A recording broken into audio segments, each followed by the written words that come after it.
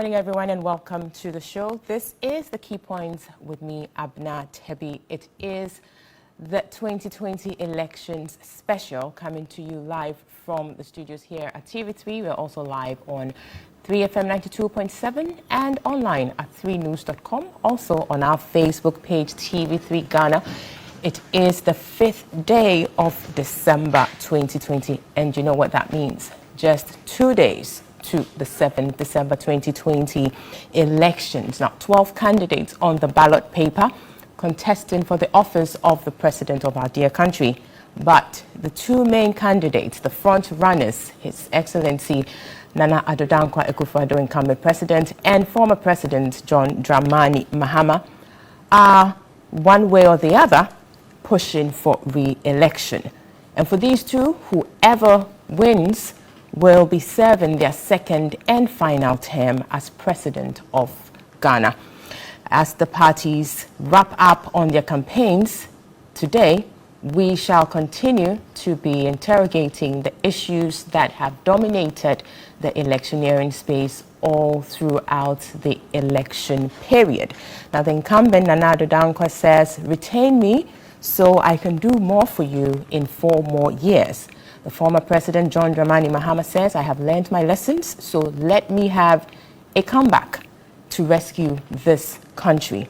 We will be focusing on a number of issues that have come up in the course of the campaigning as the parties wrap up on their campaigns today. And we will be interrogating these issues to enable you make that informed choice as you go into the December 7 polls. That is, if you still are undecided. We will also focus on security concerns, particularly as the National Election Security Task Force has identified over 6,000 flashpoints across the 16 regions. And then we'll also be engaging the Electoral Commission on a number of issues. The Electoral Management Body has only 2 days, today and tomorrow, to pull off the 8th consecutive general elections under the 4th Republic. How ready are they is the key question. What are some of the lessons learned from this week's special voting to inform the way forward going into December 7 December 2020 polls? That is next Monday. So these and many more issues will be put to the Director of Electoral Services at the Electoral Commission, Dr. Sribo Kweku, later on in the program. And let me remind you that we are your Election Command Center. We will be bringing you all that you need to know ahead of the elections, and indeed the coverage of the elections right here, comprehensive coverage from all corners of the country, all 16 regions covered. And so this is where you need to stay glued to. Don't go nowhere. We will be taking a quick break. When we come back, I will introduce the panelists for the first half of today's program, and we will delve straight into the issues. And do remember that this program is brought to you by the kind courtesy of Airtel Tigo. Airtel Tigo, life is simple. This is the key point. Stick with us. We will be right back. You're welcome back. This is The Key Points, and we are live on TV3, also live on 3FM 92.7, online at 3news.com, also on our Facebook page, TV3 Ghana. And the show is brought to us by the kind courtesy of Airtel Tigo. Airtel Tigo, life is simple, and here's what they have to say. That have you heard that there's only one thing sweeter than your radio show that gives you all the latest concert in the morning? It's free morning calls from 5 a.m. to 10 a.m. for 6 months only on Airtel Tigo. Now you know. Simply get a new Airtel Tigo SIM, make a transaction with Airtel Tigo Money, and get free calls every morning for 6 whole months. And if you're already registered on Airtel Tigo Money, simply dial *110#, select option 2 to subscribe for only 2 Ghana cedis, and share all your concert every morning for free. Buy an Airtel Tigo SIM today. Airtel Tigo Money, life is simple.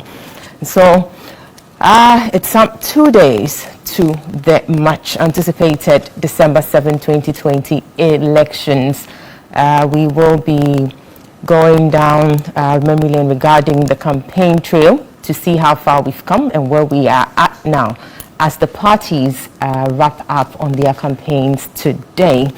And we will be looking at the salient issues that have come up so far dominating the discourse as we inch closer and closer to the December 7 polls, which is just this Monday. Now in the studio to have that conversation with me, from my extreme left, we have Madam Joyce Bawa Mokhtari. She is a lawyer and also the spokesperson for former President John Dramani Mahama, who is the flag bearer for the National Democratic Congress. Good morning, madam. Good morning. It's good to have you. And next to her also we have Mr. Ayikwe Otu. He is a lawyer and Ghana's High Commissioner to Canada. Good morning, sir. Good morning. It's great to have you. And welcome back to Ghana from Canada. Thank you. Via Zoom, we have Nana Akomia. He is a leading member of the NPP and the managing director of the State Transport Corporation, STC. Good morning, Nana. Can you hear me? Good morning, Abina. Great. It's good to have you. We're expecting to be joined via Zoom Dr. Tony Edu, who is also coming from the NDC camp. And so we'll have a 2-2 representation here in the studio. Great. So once again, you're welcome. Before we start the conversation, let's just take some videos and sound bites from the campaign trail. Let's see where we've come from and where we are at currently, and then we delve deeply into the issues 2 days into or away from the December 7 polls.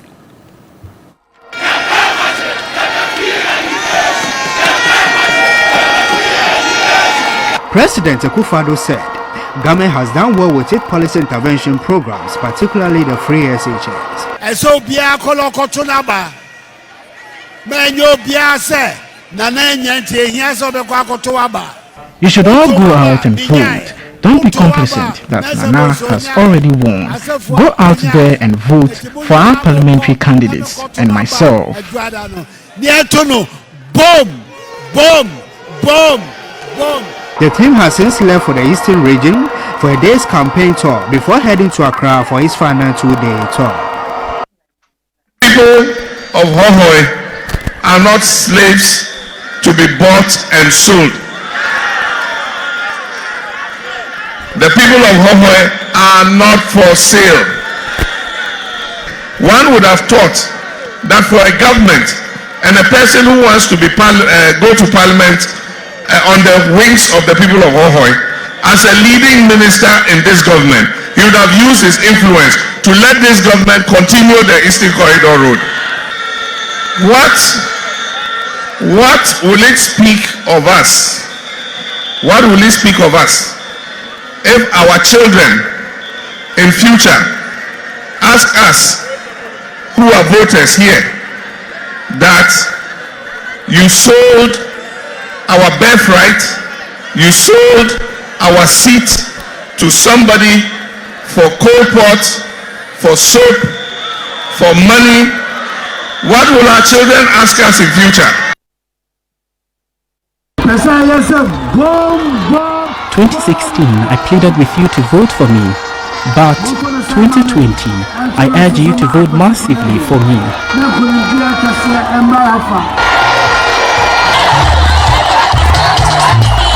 President Akufo-Addo received a rousing welcome when he drove through the KJTL market in the Subin constituency.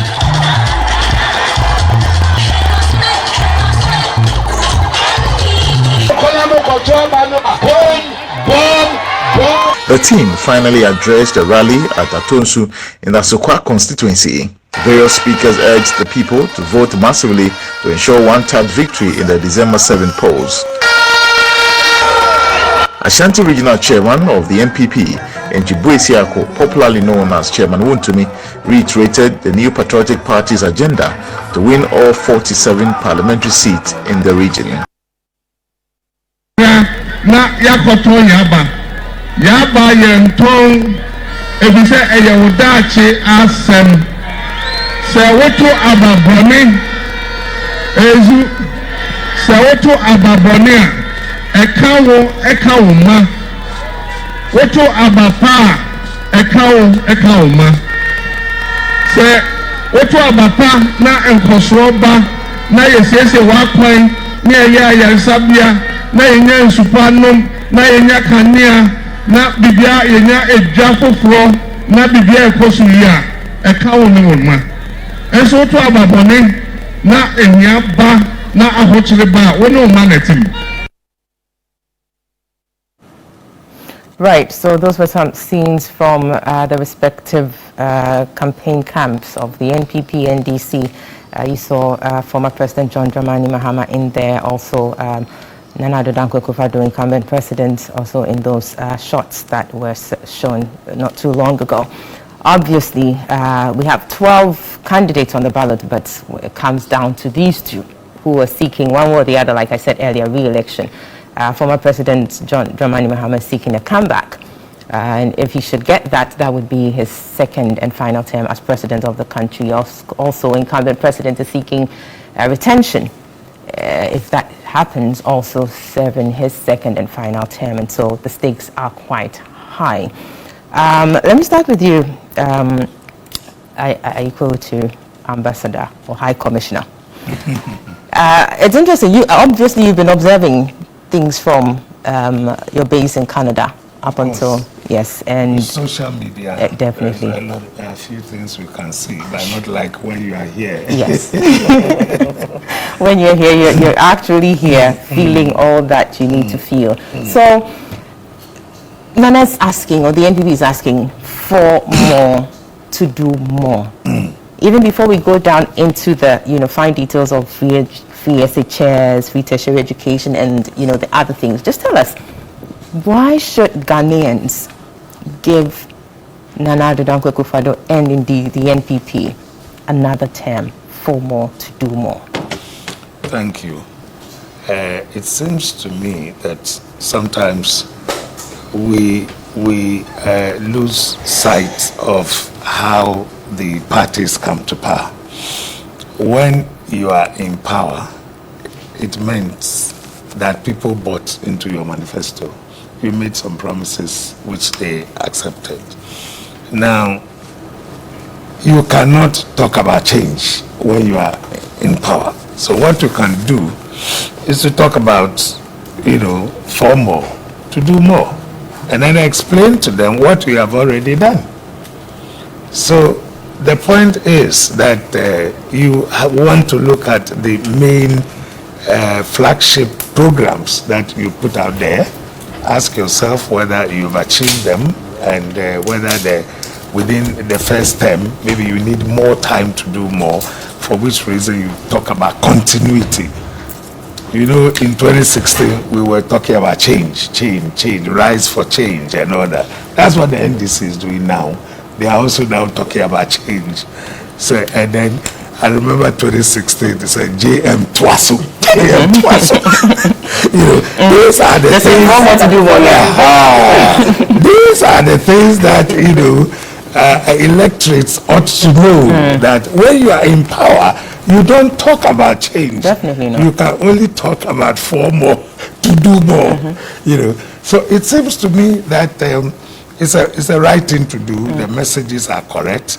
Now you look at the flagship programs, One District, One Factory. I am satisfied that you're trying to industrialize your country. This is a middle income country, lower middle income, and surely we are not technologically savvy in terms of we ourselves producing the machines to produce, for production. So you need to attract foreign direct investment to help you in your industrialization program. And therefore, One District, One Factory is a very good stuff, a good policy to get people to help us with our industrialization. If we are talking about 100 that has already started, and of about 70 something, which is already working, then it creates, jobs for people, and we all say that private sector is the engine of growth.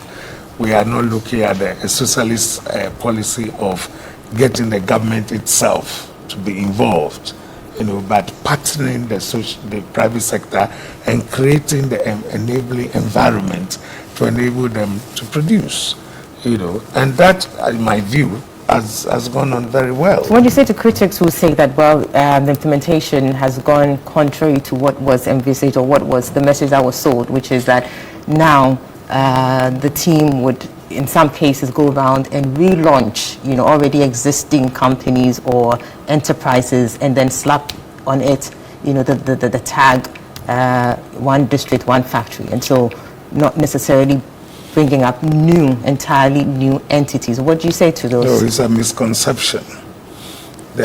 We have the one district, one factory secretariats where private enterprises can apply to for assistance.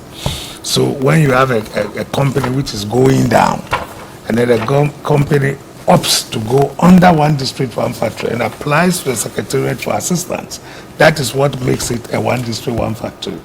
That is something people are losing sight of, because when you come in, you are given some form of assistance to establish as a one district, one factory.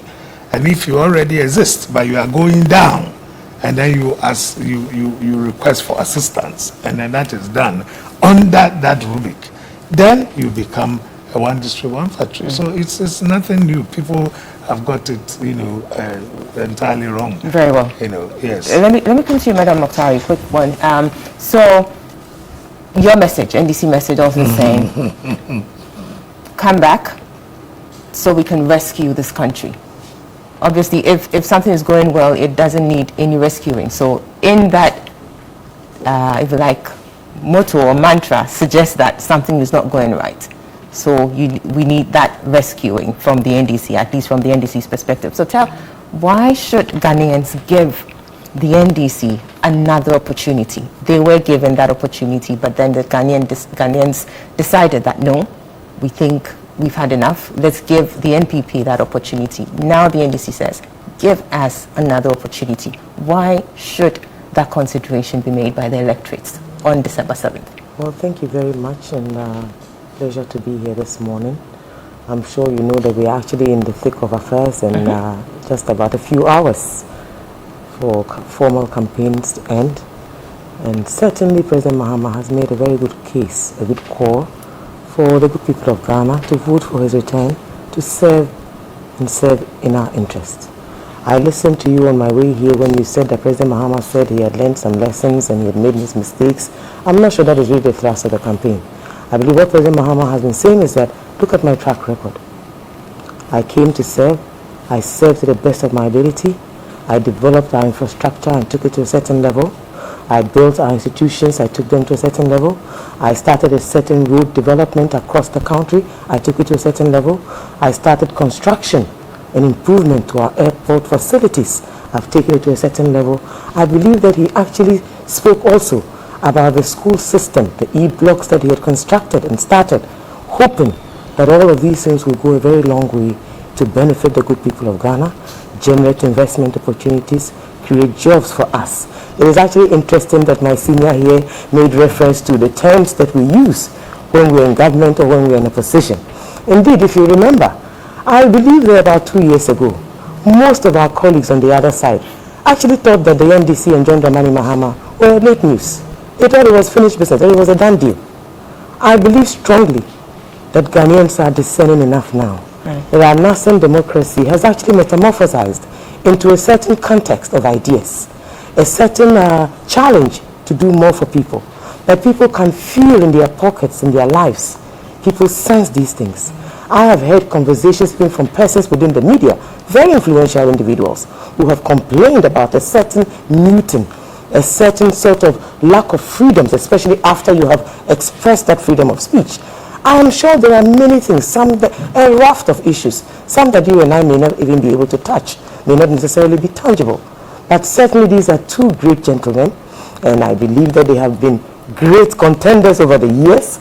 They have given our democracy a certain boost, and I'm sure it will be fantastic to see them go at each other. This is the third time they're coming head on. So certainly. It would be a delight to see how. Absolutely. And I watched them yesterday at the signing of the Peace Pact. Enormous respect. I personally, as an individual and as a Ghanaian, would have wished that even if for nothing at all, just for the sake of democracy, that the two gentlemen would at least have formed a certain rapport along the years, especially when President Mahama left office. But you do know how deeply partisan we can be and how divisive our politics can be. So that has not been able to happen. But I believe that yesterday, I felt a certain deep mutual respect. I watched as even though President Akufo-Addo tried very hard initially, he simply couldn't help himself. And I admired the fact that at some point, because of course on many occasions there have been issues about even the level of courtesies that they extend to one another. So I sensed that President Mahama in his usual calm self just sat to watch, to read President Akufo-Addo's language and body language in particular. But I think that Ghana was actually the victor yesterday. Sure, and those are the things we need to see. Absolutely, and I watched those photographs later on. I watched their body language.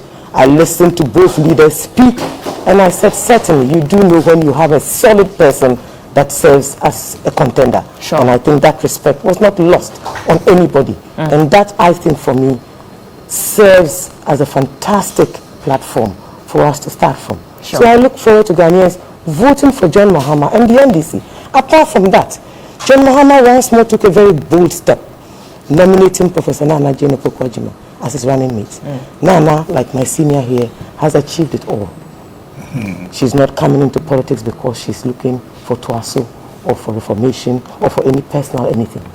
Nana represents a certain inclusiveness that for the first time, that 52% of our populace that forms the majority has a clear voice, a clear representative in an individual who is beyond accomplished. I think for me, that does it. And certainly, for all of that and many other reasons, we preach change, we ask for reform. I also believe that there have been many things, make comparisons between 2016 and now. And as I said, last year this time, the ruling government was convinced that it was a done deal. And now you can pick up on many things actually. That even there were conversations around the fact that, President Mahama was finished. And they could ask even questions very boldly. Why are you not nominating somebody else? There have been many times when former presidents have come back to contest. Sure. And I believe that right now, President Akufo-Addo himself right to do so. Absolutely. Definitely, right. So we'll see how that... a former president. And sure. I believe that it will be fantastic to see how this goes. But certainly, may the best man win. May the best political party lead in parliament. And certainly, President Mahama has something to offer the good people of Ghana. Very well. Thank you for that. Let me quickly announce that we do have Dr. Tony Adu joining us via Zoom. He's a former Ghana ambassador to the Netherlands and former senior presidential advisor. Dr. Tony Adu, can you hear me? I can hear you. Very well. Good morning and thanks for joining us. Thank you for inviting me. Very well. So let me switch to Nana Komia. Nana, can you hear me? Yes, I can hear you. Very well. Great. So campaigns are wrapping up later today. A number of issues have come up, but obviously one key issue, is the education. And with education, you're looking at the free SHS policy. Let us understand how it is that this appears to be one of the key issues that is, going to, if you like, influence the decisions of the voters as they go to the poll. Well, thank you, Abina, and let me wish my colleagues a very good morning. My senior, Tony Edu, whom I haven't seen in ages, and also my senior, Aikwe Otu, whom I haven't seen in a long time. That's for Joyce. I see how Now, yes, education is key in this election because in the last 4 years, we have had a development in education that has never happened in this country. So it is a factor because what has happened is unique. It's never happened.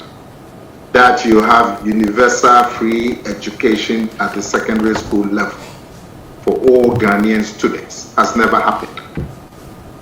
We've had education in the immediate independence days, Dr. Kwame Nkrumah, where the free education was set up for our brothers in the then northern part of the country.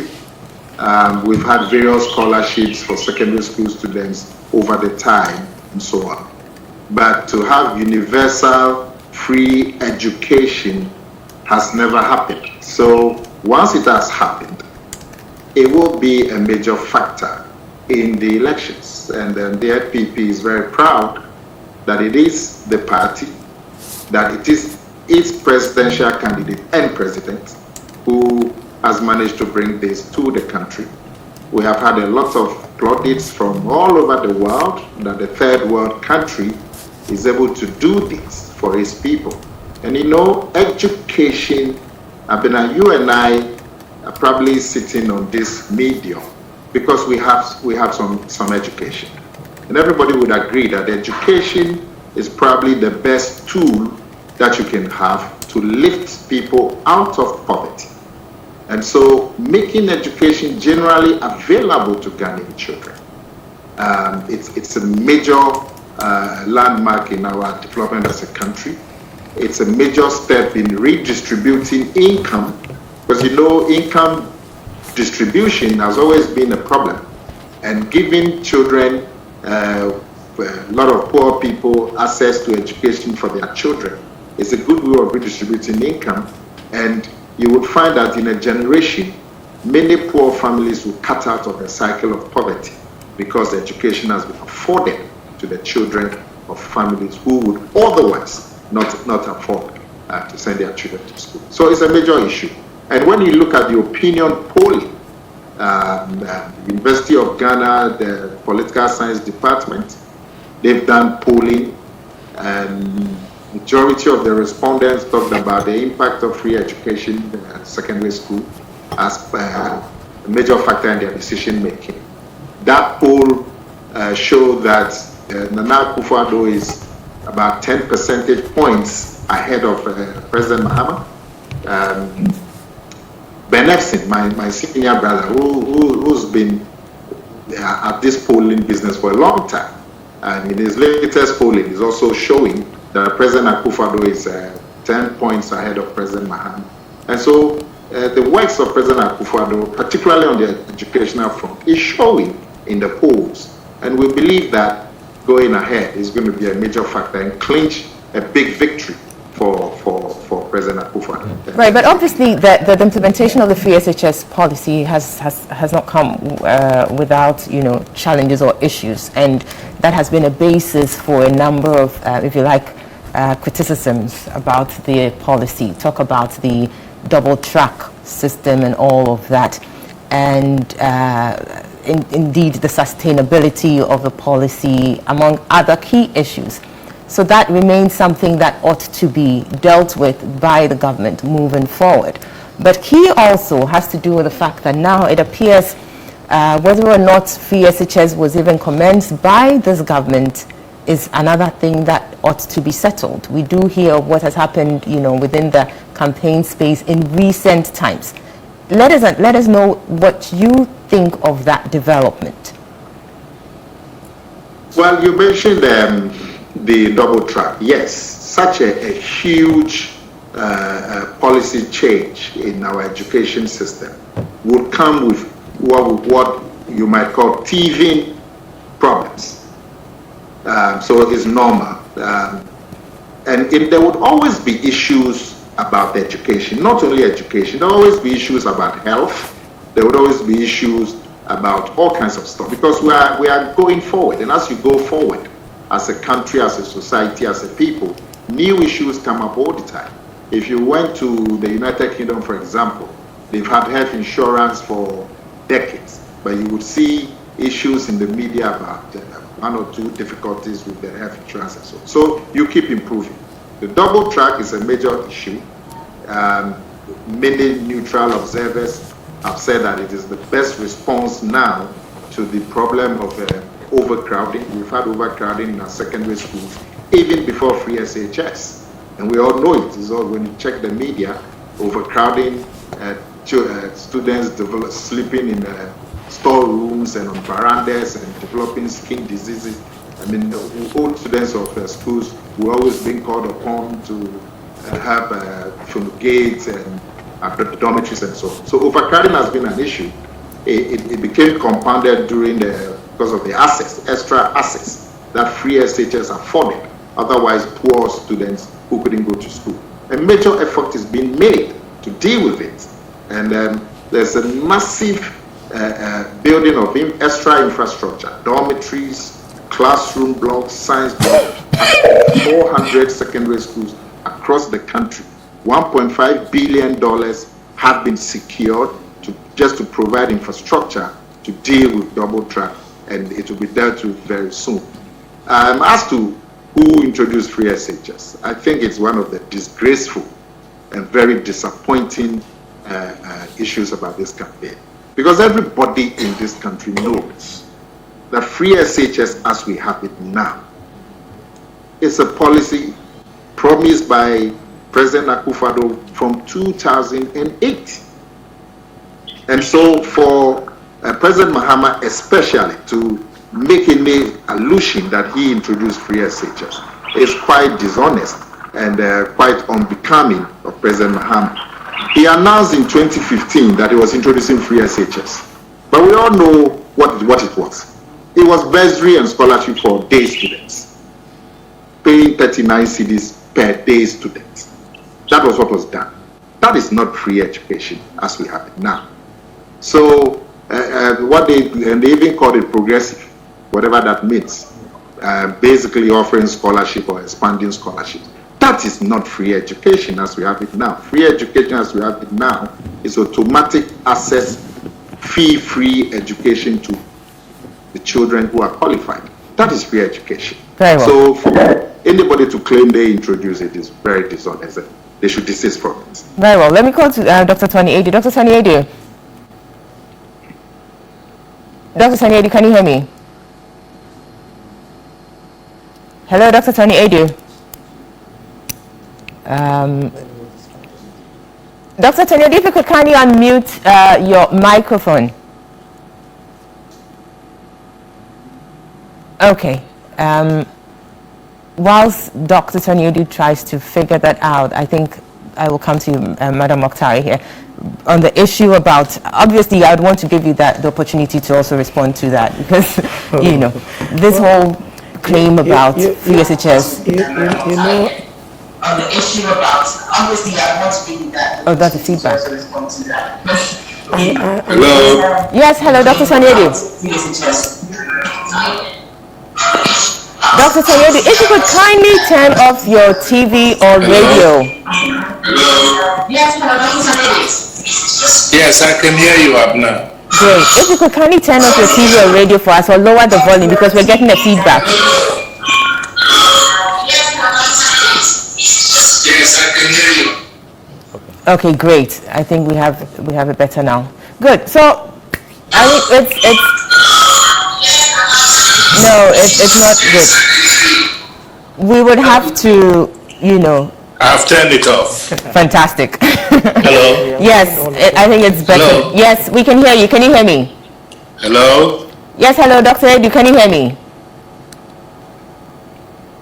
Hello. Hello, we can hear you. Can you hear me? Okay, we would have to get back to Dr. Adu on that whilst we sort the technicality out. So if we could unmute, yes, Dr. Adu's microphone now so we can carry on, but we'll definitely get back to him. Yes, so Madam Mokhtari. I hope you are not repeating, are you on mute?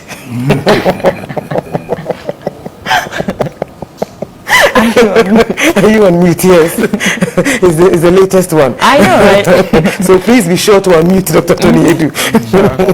Anyway, well, you know, I think that, you see, we are actually on the few last hours to a very crucial election.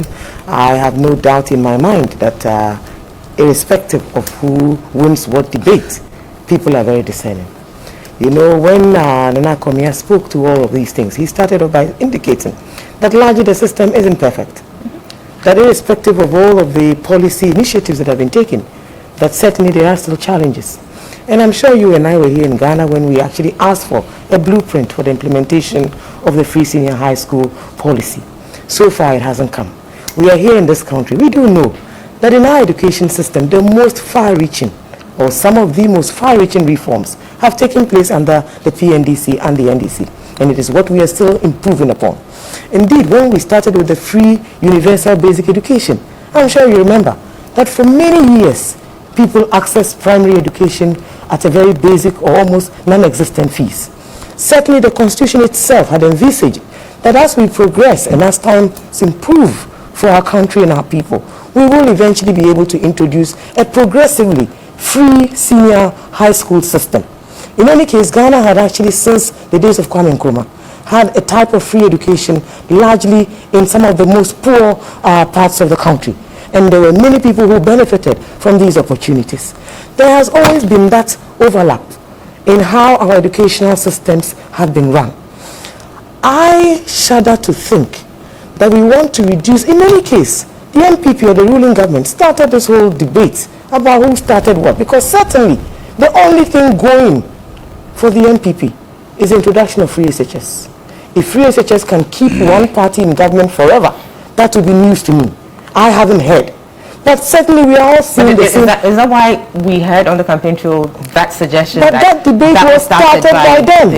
You understand? Yes, but and I believe strongly. The flag bearer of the NDC to claim there can be no precedent. There can be no precedent who undertakes such far-reaching reforms without due consultation. At the time when the progressively free senior high school was introduced, the idea was to build infrastructure, train more teachers, create a more enabling environment to fully implement as the Constitution enjoined us to do. You cannot say that was unlawful, or that that was illegal, or that that was unconstitutional. That debate was started by the ruling government. And certainly there was a need to indicate that this was actually where the conversation started from. The NHIS is another good example. President Rawlings had started a certain district mutual insurance. It actually was reformed into the national health insurance under former President Kufuor. Is it not for the good people of Ghana's benefit? Is there anything that any leader in Ghana has done from their personal resources? It has been your vision coupled with the buy-in of the people. You understand? I think that we have all become so partisan. We have actually shamed ourselves to the point where we reduce our conversations to minors instead of majors. Isn't it the case that because, like you said earlier, Madam Mukhtar, there can only be at track records, then they would want to claim exactly. What? So there can only be one level of dishonesty here. It is that we are not being sincere. Free SHS, or progressively free SHS, was institutionalized for the good people of Ghana, for citizens generally. Their own finance minister is on record. So a party who brings a shilling claim on their own finance minister is on record to say that he actually preferred the progressively free approach, because then it allowed for people like us who can pay more to do so for our children. In any case, when I come here, our kids in the public school system, tell us. For the parents who if I remember correctly, sorry, if I was making what the finance minister said was that it should be more targeted. Absolutely, and that is exactly, and that's what I'm saying. Targeted and progressive, you have to target those who do not have. You have to target the real so that is progressive. Absolutely. Targeting within the context of still making it free for all. If you look at the word progressively, it is also about targeting. If you don't target, how do you do it progressively? The idea is to target those who really need it, first and foremost. Secondly, the idea is to build additional infrastructure. You're talking about kids and overcrowding and all of that. Have those things changed? You understand? Let's not make all these fancy debates just because we want power. Certainly there are many other things that Akufo-Addo promised, or President Akufo-Addo promised. A whole raft of broken promises. Even in terms of corruption, I would like to hear. So are we saying that if you take 2 billion Ghana cedis, as the Vice President has said recently, to invest in free SHS, that you forgive us all our other sins, all our other inefficiencies, all the consumption, all the waste? So the debate is about who introduced free SHS. Osagyefo Dr. Kwame Nkrumah even gave us the idea. He birthed that notion. And it is why I would love to hear the historic perspective from the Venerable Dr. Tony Edwin, of course, my senior here. As an Anakomi, I know that even though he knows the history, he might not say because it might be aiding some other type of debate. But I know that the seniors here understand this historic antecedent of the whole concept of why there will be a need eventually to introduce a certain type of free senior high school education. The same Ghana had gone through FQ. So this is necessarily not just a political progression, but a progression made by our citizens, our taxpayers, first and foremost. So the debate should not necessarily be reduced to who started what, but at least give credit to President Mahama for the whole idea that there was even a need to reintroduce, to reevaluate, to restart in accordance and in tandem But isn't with the it Constitution. that call for giving credit to a particular I do not, you see, person I that don't, results in I will not belabor the point. As I said, you understand, that I would say for a fact that a certain beginning had taken place. If you've built on it, if you take it to another step, let's all acknowledge each other's roles. As I said, even the two gentlemen have a mutual respect for each other. Definitely. And I'm sure you recall, a healthy nation is also a very, very well-organized nation. When we had all these conversations, it was the same thing. They started to attack the health facilities and institutions, that most of the buildings were procured through corruption, overpricing, and, all sorts of things. Look, very soon, if we are not careful, and if we don't manage our political discourse as we should, with the maturity that our democracy requires of us, all of us, very soon the people will take the power away from us. Very well. Because the citizens that benefit from free senior high school are Ghanaian citizens. Very well. The money that is used to fund free senior high school is taxpayers' money. Sure. The next thing I'll say before I conclude is to indicate clearly that first and foremost, Charles has always been a key stakeholder in any educational. Absolutely. The Private Schools Association have always been. Thirdly, the academic environment have always been key stakeholders. So if you refuse to acknowledge any form of criticism simply because you have implemented fully a free senior high school policy, that whatever the challenges are, whatever the far-reaching ramifications, these are no issues that you should be concerned about because polls are showing that is the best thing going for you. Polls also show that Ghanaians are looking forward to free primary health care. Very well. Which is a major We'll be looking at the free primary health care promised by the Congress. NDCs, shortly as we go along with the program. But just to bring the conversation on free SHS to a close, I would want to come to Mr. Aiko. We need to take a break. But when we come back, I would want you to let us know whether indeed, trying to know how this started and the impact it has is really an exercise in futility because we are engaging in fanciful debates or not.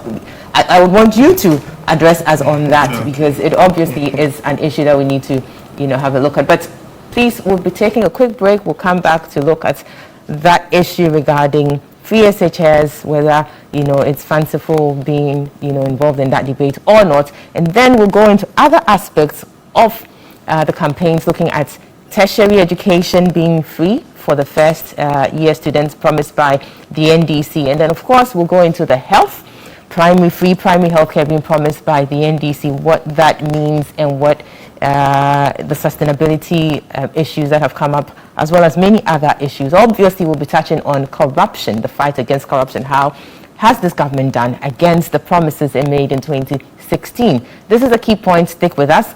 We will be right back.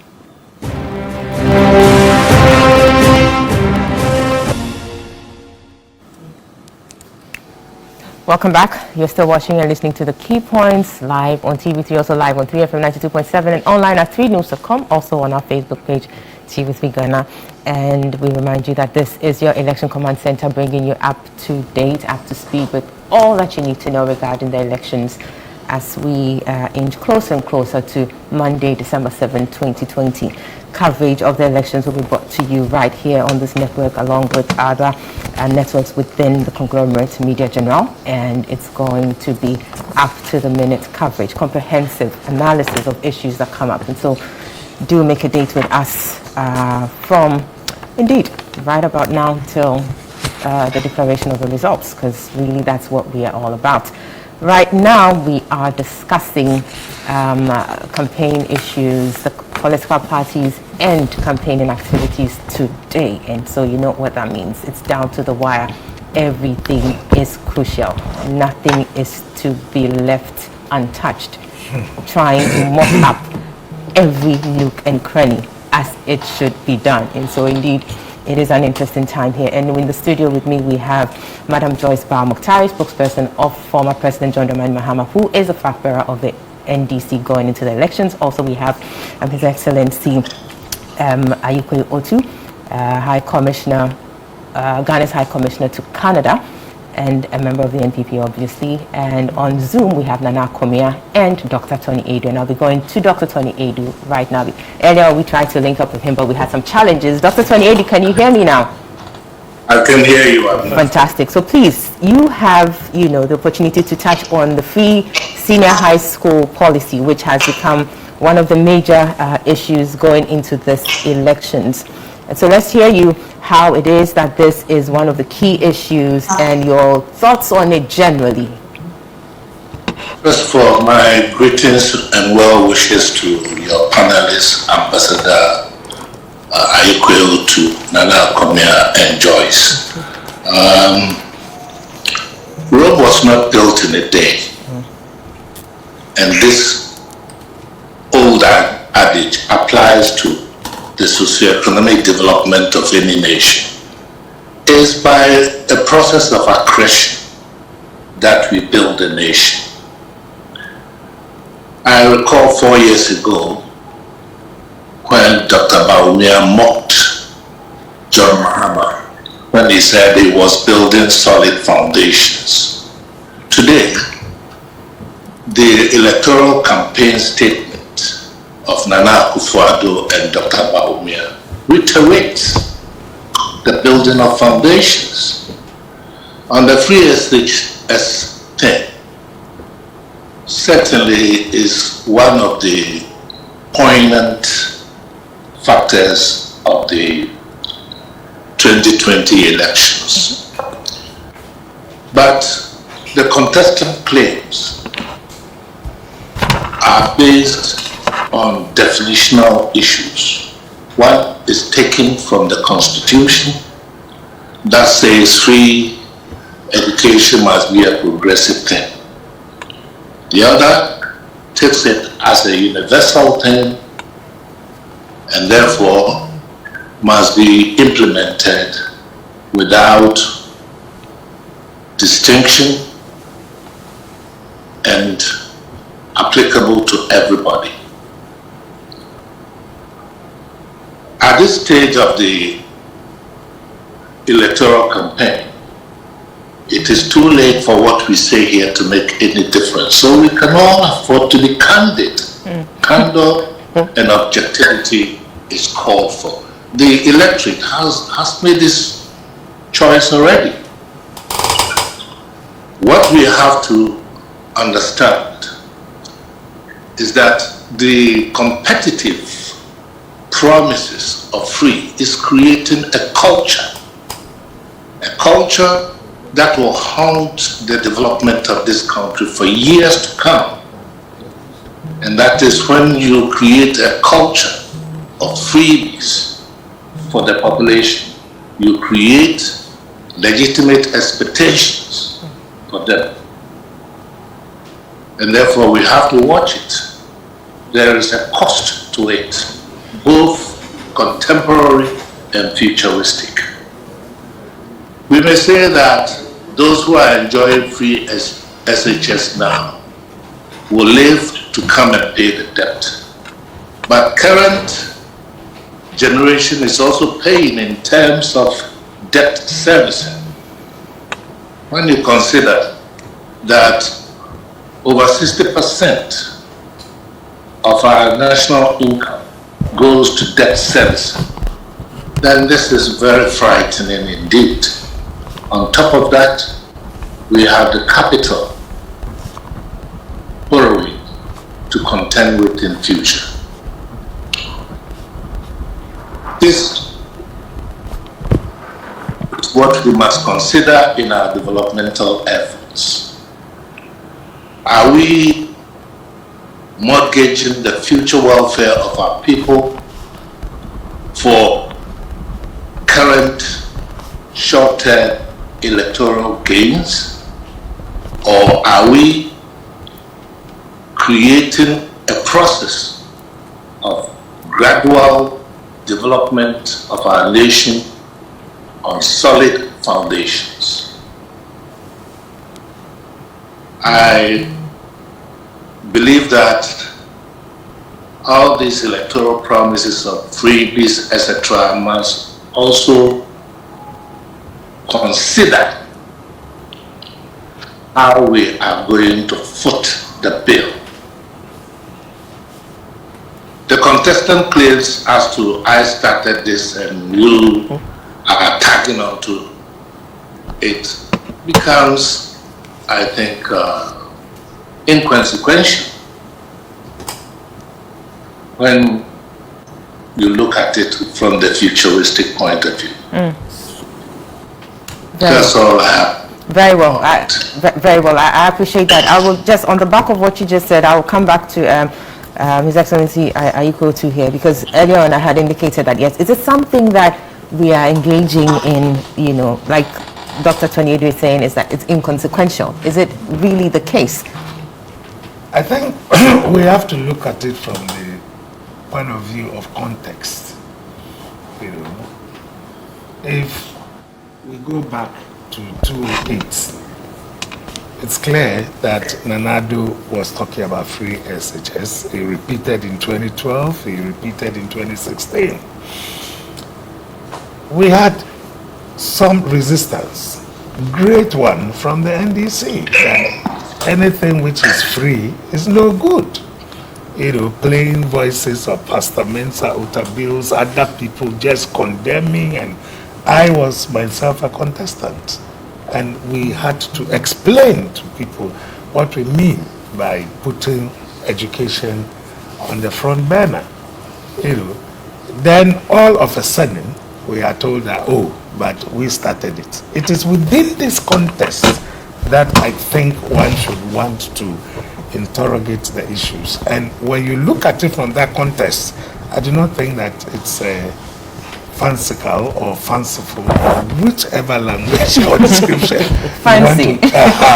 you want to give to it. If it has been the case that, oh, we are all for it, and it's a good thing, we are investing in our youth, we are investing in the education, as Nana Akumia rightly pointed out, some of the benefits that will, you know, accrue to giving free SHS. But when you condemn the thing completely, saying that it's of no use, we should not go there, and then you claim, for example, that you need to build all the facilities before you can start.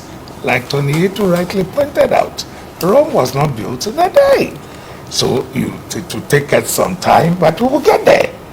There will be teething problems, which clearly, with large numbers having the opportunity to go to school, one would have thought that these problems would arise, because otherwise, I mean, how many people went to some of these top schools that we know of? Today, you pass and you can go to Achimota, you go to anywhere. So the numbers are increasing, and we know the numbers have indeed increased. So these teething problems are there. As government said that because of this thing we're not going to do anything. No, more structures are coming, expansion, you know, dormitories and new buildings, and you go to the tracker, you find a lot of educational facilities that have been put there. But of course, if you are in the opposition, you should be finding fault with whatever the government is doing. But Senior, you know that cannot be the case. I'm sure you recall even at the peak of the 2012 debate. If you remember, there was a debate by John Dramani Mahama on progressively free senior high school. Well, it's always been been their position. Absolutely. But I'm saying that once you find some problem, then you can tag it. But are you then saying that the ruling government has not found problems with some of our infrastructure? It was pretty much the same. Akuma said so, for example, that with more numbers going, you're going to have problems. So at least we are all added them. Yes, right? But no, you said that you are not going to start at all, because you need to build your year schools, you need more infrastructure, but you see, otherwise the thing will not take off. Senior, but look at the benefits. But you see, the benefits will always be twofold. No, but I'm saying, look at the benefit to those who would have been left out. Today they are there, no matter the difficulties they found themselves. People have finished the first, first graduates have come out within further scholarship that they can further their education. You and I know, as public figures, when schools are about to reopen, and the pressures that they put on us to give money. But have the pressures changed? It has. They haven't changed. Now I'm paying for classes. I'm paying for hostel facilities. It has just moved. I don't believe it. But you see, I don't believe that it is as it used to be. But it's still there. Because in those days, really, everybody is leading their children to come to your home to tell you, this is my son, he's gotten, you know. The discussion on free SHS can go on and on and on. Sure. But obviously, like you said, we cannot just limit everything to free SHS. And so on that note, and in that spirit, we move on to look at some other issues. Because somebody was just telling me that even at the time when the progressively free senior high school on the lighter side was launched, then candidate Akufo-Addo even lauded it as a fantastic project. And so certainly, I think the debate will go on. Right. Let's move on now to look at job creation. And Nana, if you can hear me, I am coming to you with this one. Hello, Nana, can you hear me? Yes, I can. Very well. So let's look at job creation as one of the issues going into 2016. That was a big deal. Indeed, your party's manifesto was titled Change an Agenda for Jobs, Creating Prosperity and Equal Opportunity for All. I know you've done NAPCO, you say you've done the planting for food and jobs, and that has come with some employment, one way or the other and all. But there are those who are saying that, well, we're looking for jobs, and when we're looking for jobs, we're talking about real jobs, but that hasn't happened within the 4 years that this government has been in office. What do you say to that? Well, thank you. Before I just talk about jobs directly, there's a few comments that I found interesting. My sister Joyce was saying that they were asking for a blueprint. And then, in the light of the current debate, if you started free SHS, then why were you asking for a blueprint for free SHS? Now, it is not only free SHS that is going for the NPP, as my sister Joyce tried to put it. There's a lot more that has been achieved in the last 4 years. We've had the creation of new regions. This has been a national aspiration for a long time. Today it's been delivered to the people. The creation of new regions. The backbone piece since 2002, we all know the turmoil that have attended upon our brothers and sisters in the Dagbon area, and indeed the entire northern region. Today, there is peace in Dagbon. It's also a major achievement that is not lost on the people of Ghana. The iconic Obuasi gold fields that was closed down, that Santehini said it was offered to him for $1. That iconic gold fields is a promise that Akufo-Addo made. It's been kept. It is the mine has been opened. It's employed thousands of Ghanaians, and it's also something that gels with the electorate. The leadership that has been shown with COVID, the crisis leadership, is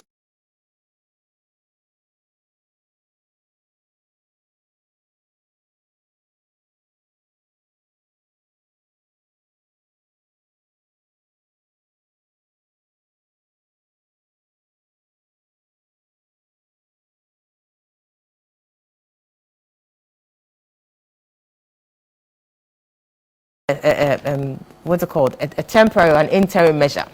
They would go beyond what you have done to find permanent jobs for the beneficiaries of NAPCO. Now, obviously, the plan or how the NPP implemented NAPCO was to give them like a stopgap measure, and then after that, the debate has always been, how do you plan on their exiting? Now, the NDC is saying that they would ensure that these persons are transitioned into permanent jobs. How do you respond to that? Well, I'm happy that they recognize NAPCO is a very good beginning and that they would seek to take it to the next level. I'm happy they recognize that. At least they haven't said that they brought about NAPCO. Now, going forward also, the NPP, which has brought NAPCO, is also looking at taking it to the next direction.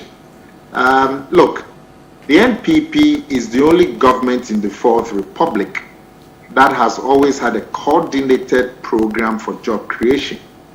You remember the National Youth Employment Program introduced in 2006. It has no equivalent in the fourth republic.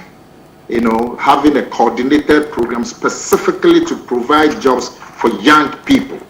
And so we know what job creation is about. When we brought the NYEP, for the 2 years that we operated it, at the time we were leaving office in 2008, the NYEP had employed 108,000 young people. When we left power in 2008, beginning of 2009, we thought that it would be continued and deepened. By now we would have been far off in terms of a systematic program to provide jobs for young people. But what happened when we left power? The NYEP, National Youth Employment Program, was turned into what they called GIDA. And we all know what they use GIDA for. In fact, GIDA now has become one of the bywords for corruption. You know, used it to funnel millions and millions of Ghana citizens into private pockets. So we know what job creation is about. The NAPCO is a continuation of the NYEP, is to provide young people with many advantages. Instead of sitting at home, 100,000 young people have a job. They would wake up in the morning, and instead of sitting at home looking into the faces of their mothers, they will go to an office to work. They will learn skills. But that's fine. Let's understand the exit plan for the beneficiary, because as far as we understand NAPCO as it is being implemented, is that yes, they're going through certain modules, but after that, what happens? The NDC says they'll find permanent jobs for them. You said that there's a plan for the next phase. What is that plan? The NDC said they'll find permanent jobs for them. I see.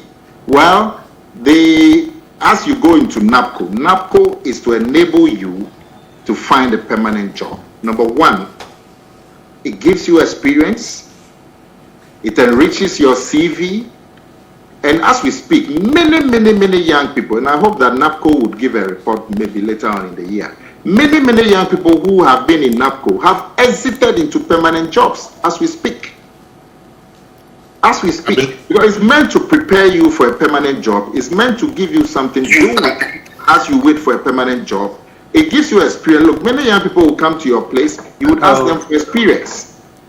You ask them for experience when they come to TV. Nana, can you help us with some numbers? I mean, we're trying to understand here. So we are saying many of the NAPCO beneficiaries have transited into permanent jobs. How many, for instance? And now, again, let us understand this. My understanding of NAPCO, correct me if I'm wrong, was that it was for a period of 3 years. You started with a number of 100,000.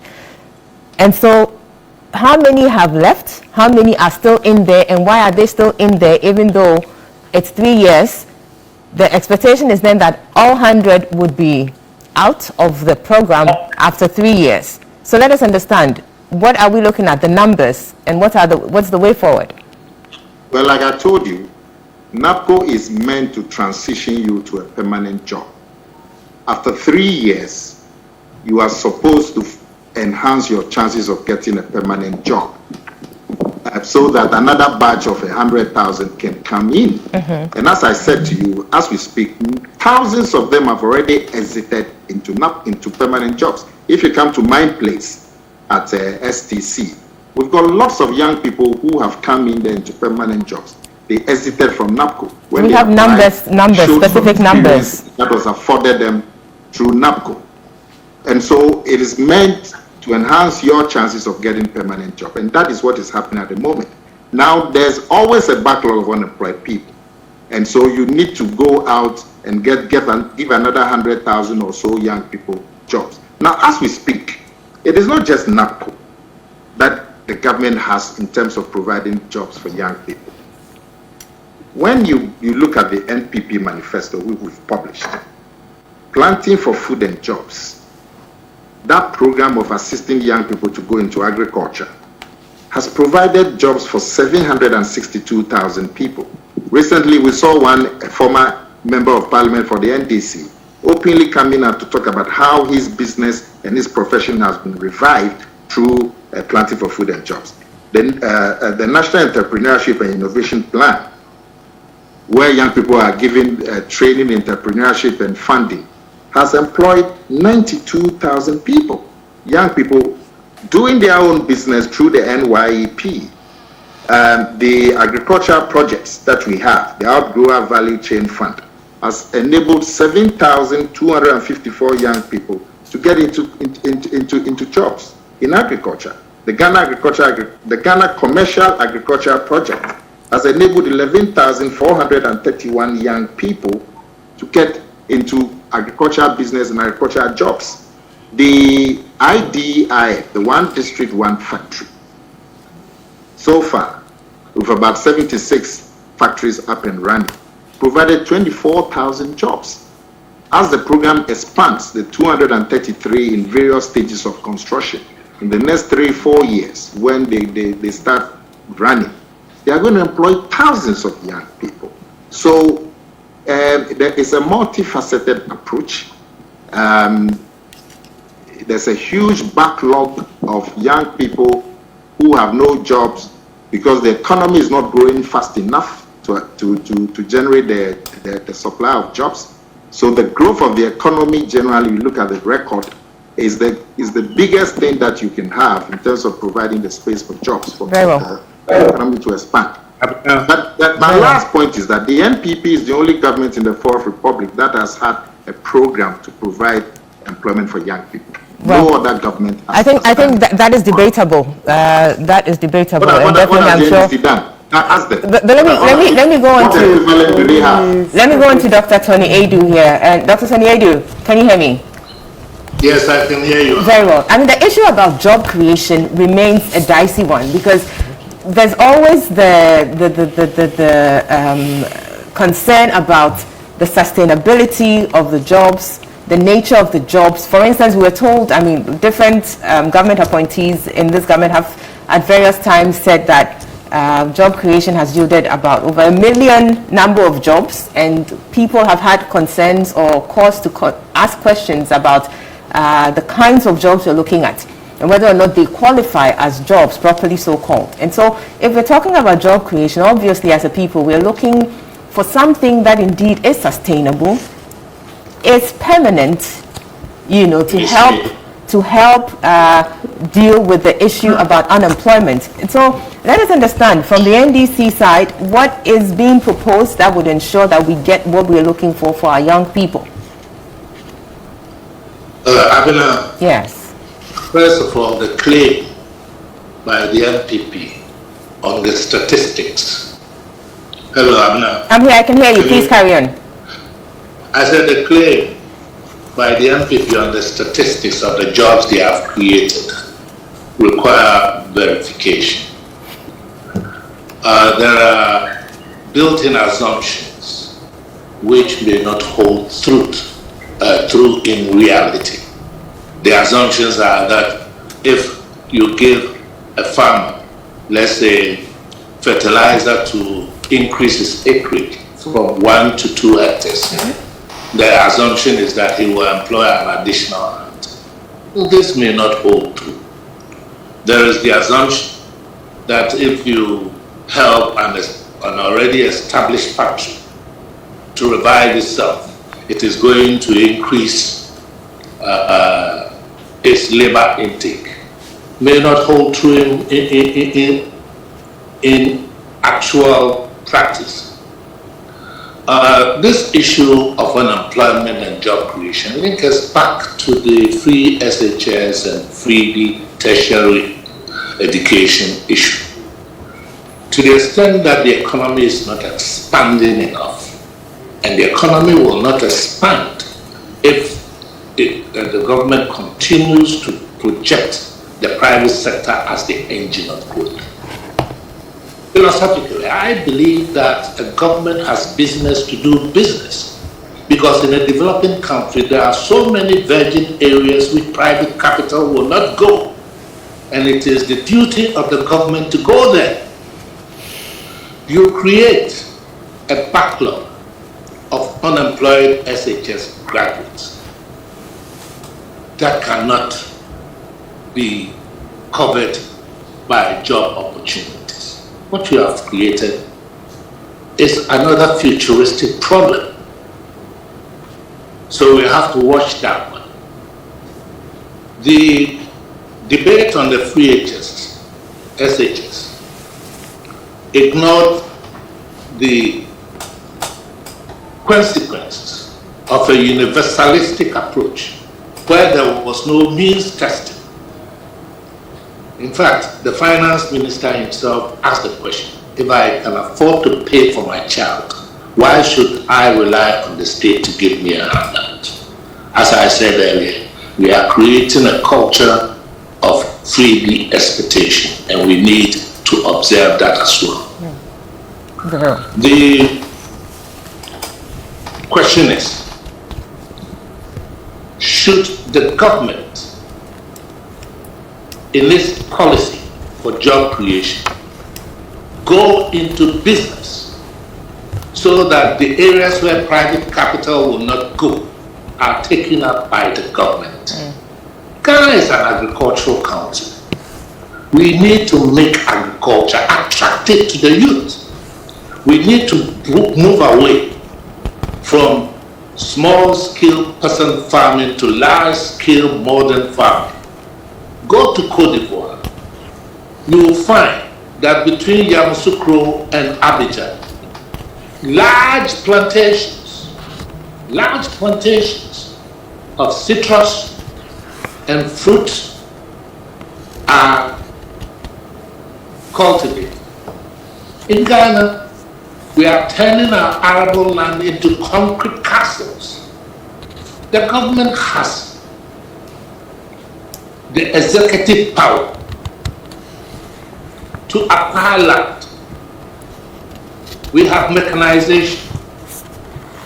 Let us, for instance, create a peri-urban agricultural settlement. These are mechanized enterprises that will attract our growing youth into farming. Agro-industry is one such outcome. But you don't claim that you have created jobs on the assumption that you have assisted an existing factory to revive itself, and that the revival also includes the employment of additional hands. Very well. These are falsehoods. They are falsehoods. And we need to watch it. Campaign promises are too many in this election. The propaganda is too much. It is that future that is being mortgaged for short-term electoral gains. Thank you.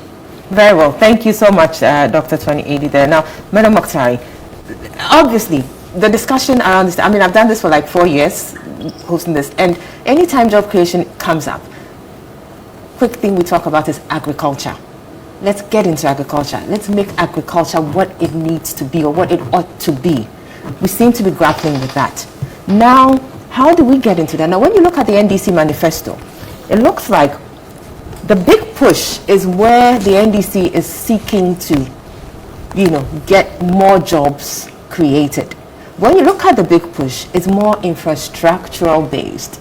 So question is, how then are we able, through the NDC manifesto, that is, if the NDC should have the mandate, to get what we need agriculture to become, to then yield jobs for the many unemployed youth out there?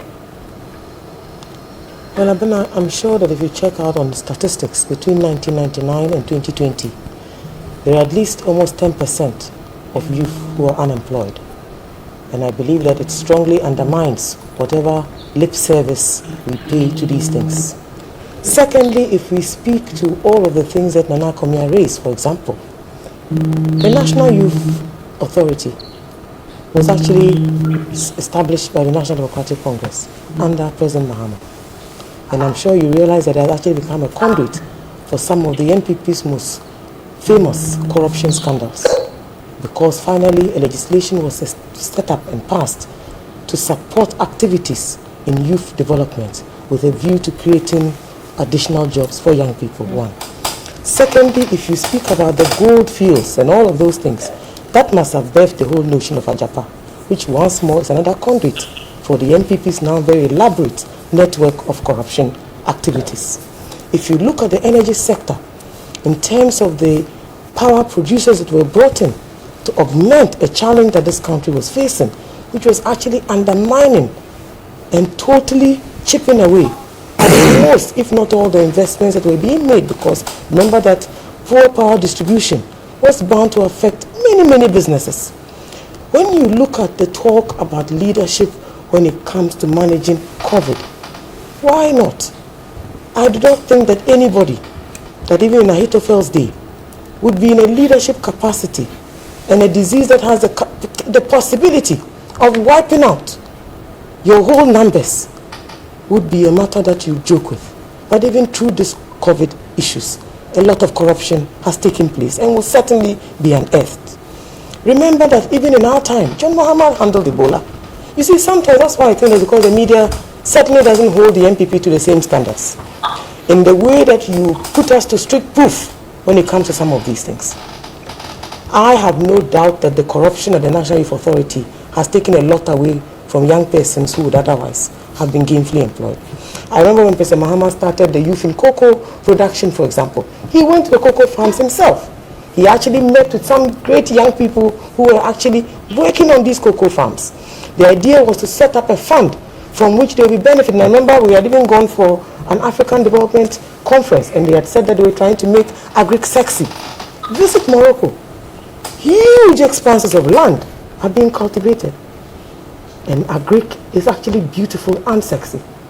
If anybody knows about how to make agriculture attractive, it is President Mahama.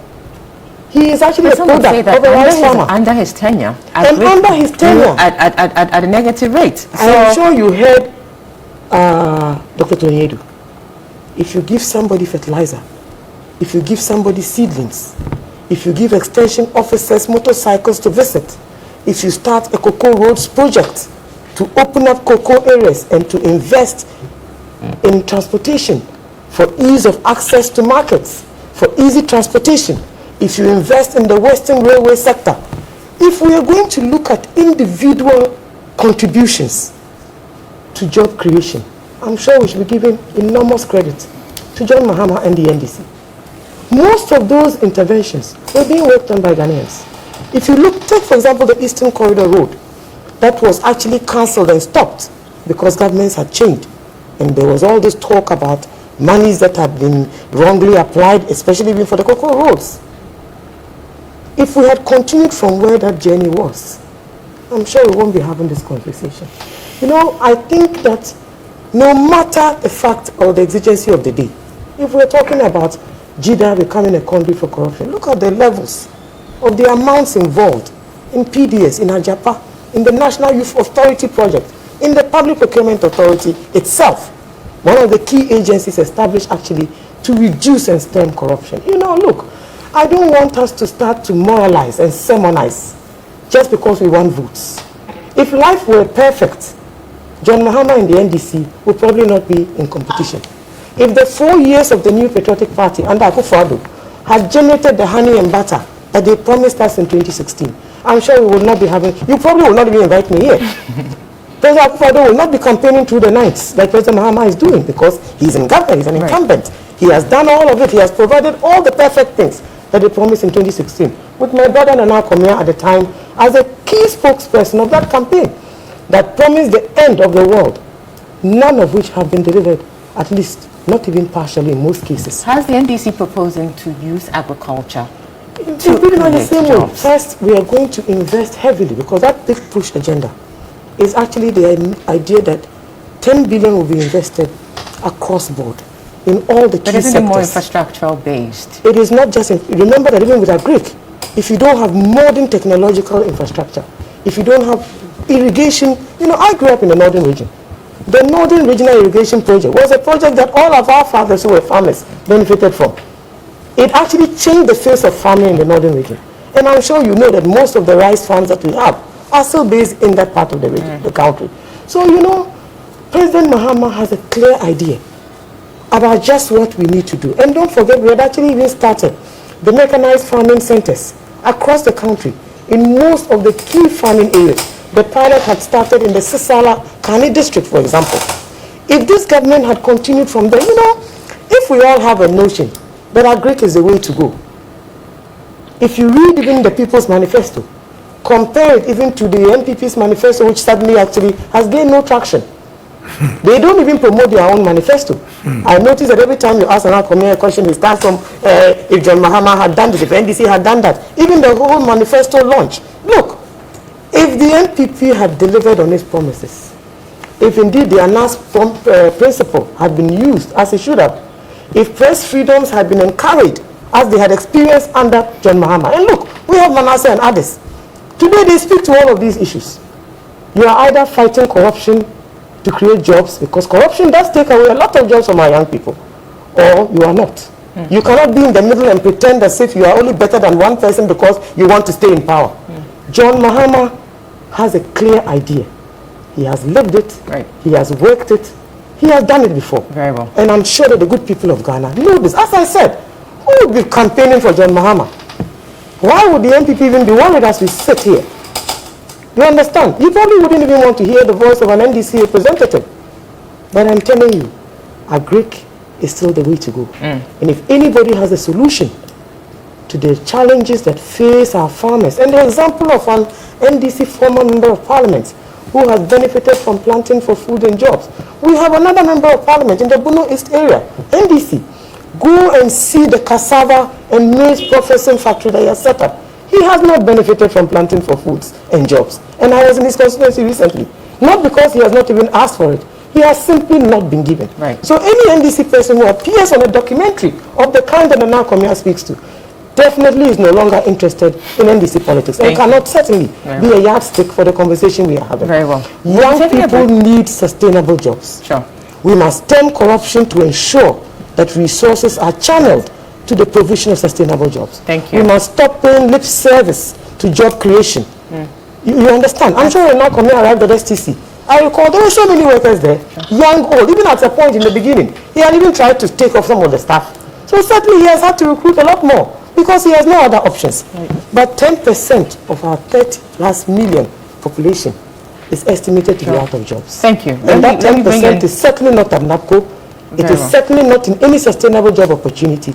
It is not even at the presidency of President Akufo-Addo.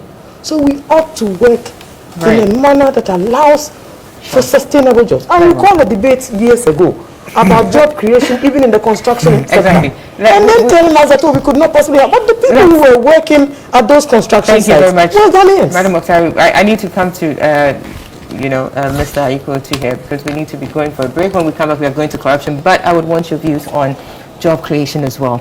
All the time, it's a major feature in the manifestos.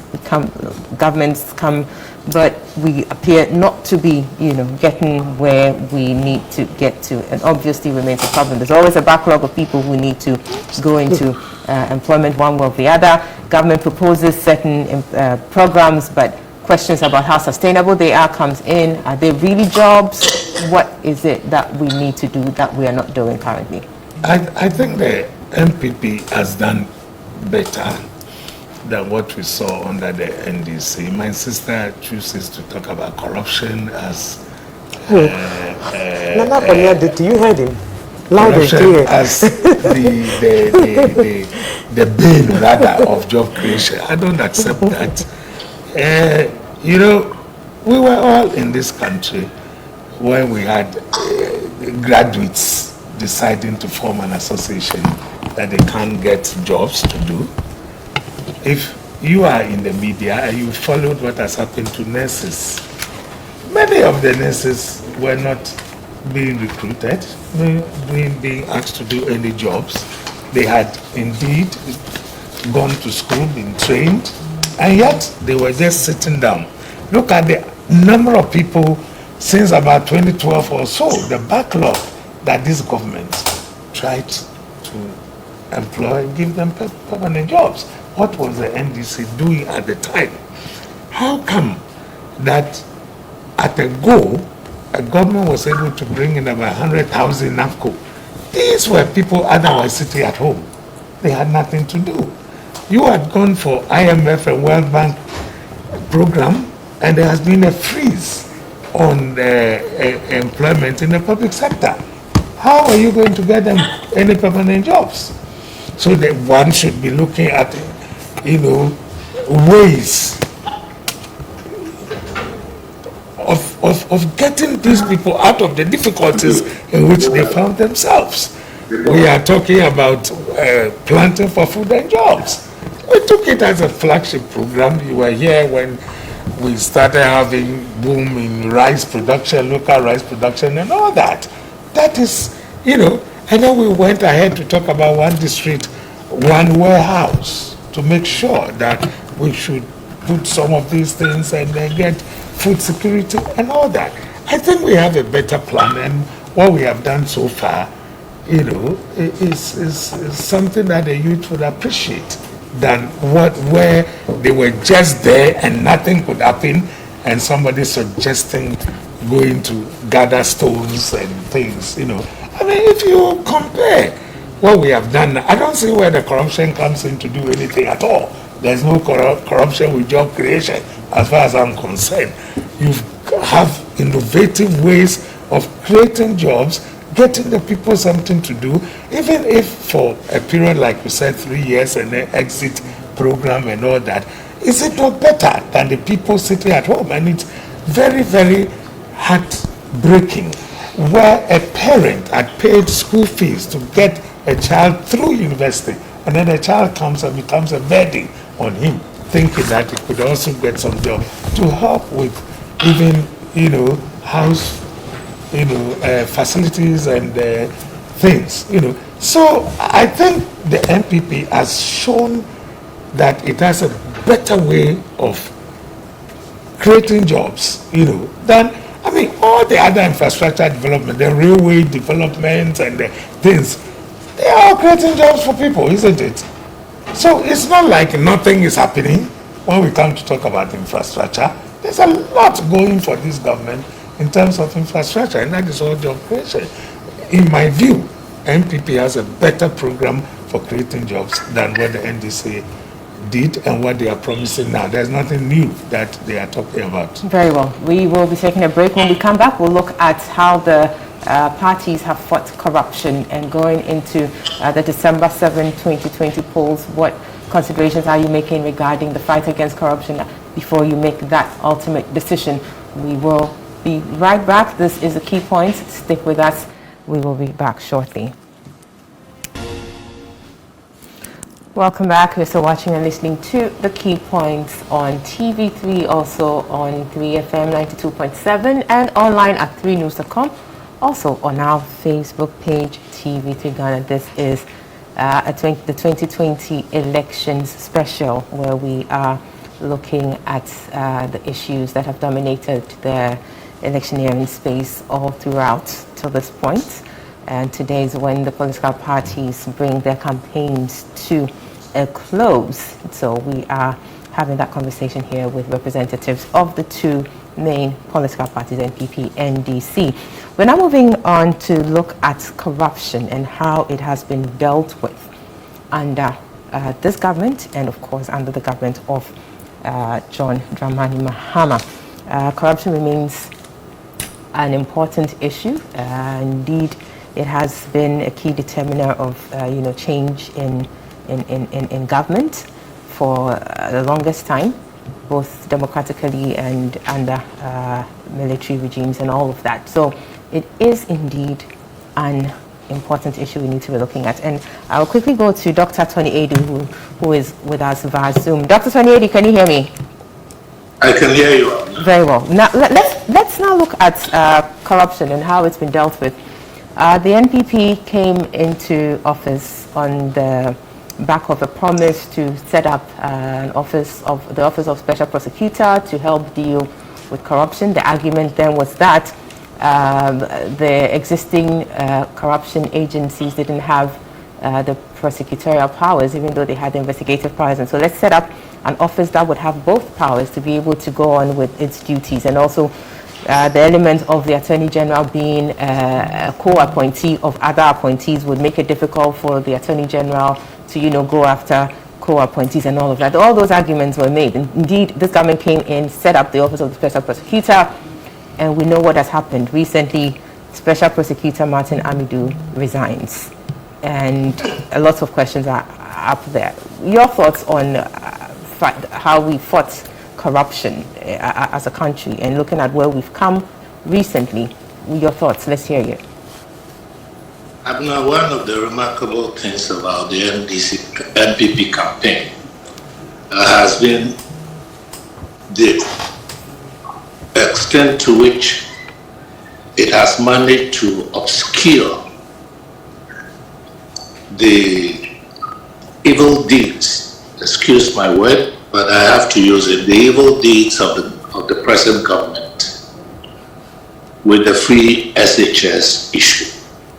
Corruption is one of them. The other is managing a government that is essentially chronic capitalism, family and friends. And the other element, the third element, is bad governance in terms of the insecurity of people and their property and the infiltration of our security apparatus by party supporters. Now, you don't fight corruption by merely setting up investigation institutions. You fight corruption with also punitive measures, punitive, to dissuade people, to impress upon the public that it does not pay to be corrupt. In a situation where you find the presidency being used as a clearing agent for persons accused or indicted for corruption, you are not going to improve on the fight against corruption. And to the extent that you are running a family and friends government, you are encouraging people to be corrupt because they know that no one points a left finger at his village. Family comes first. These are issues that should have entered the 2020 campaigns, but they have been obscured by the propagation of the free SHS issue. Seriously,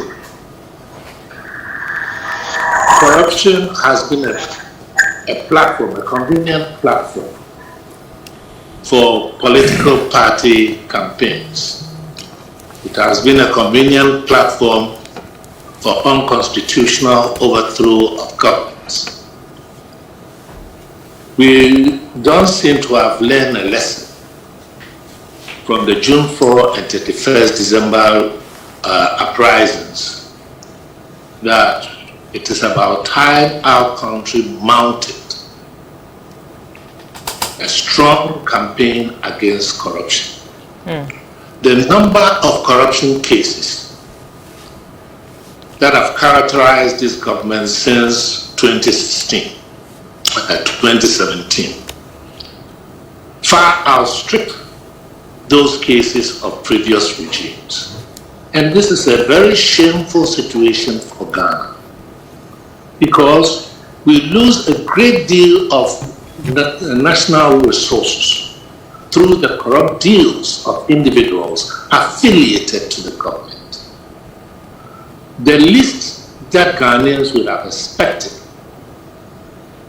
from the current administration is for the president to allow the investigation institutions, the constitutional and statutory bodies, to pursue their fight against corruption unhindered, not to act as a clearing agent for persons accused of corruption. Right. I can go in the numerous instances of alleged corruption that have either not been investigated or that have clear evidence of people indulging in corruption that have not been prosecuted and the people punished to serve as a deterrent for future potential. Now, Dr. Sanyeri, thank you. I would give you 1 more minute to respond to this because in your submissions you talk about the fact that it appears corruption or the issue of corruption has been obscured, and that it has to do with the fact that free SHS seems to be a bigger issue.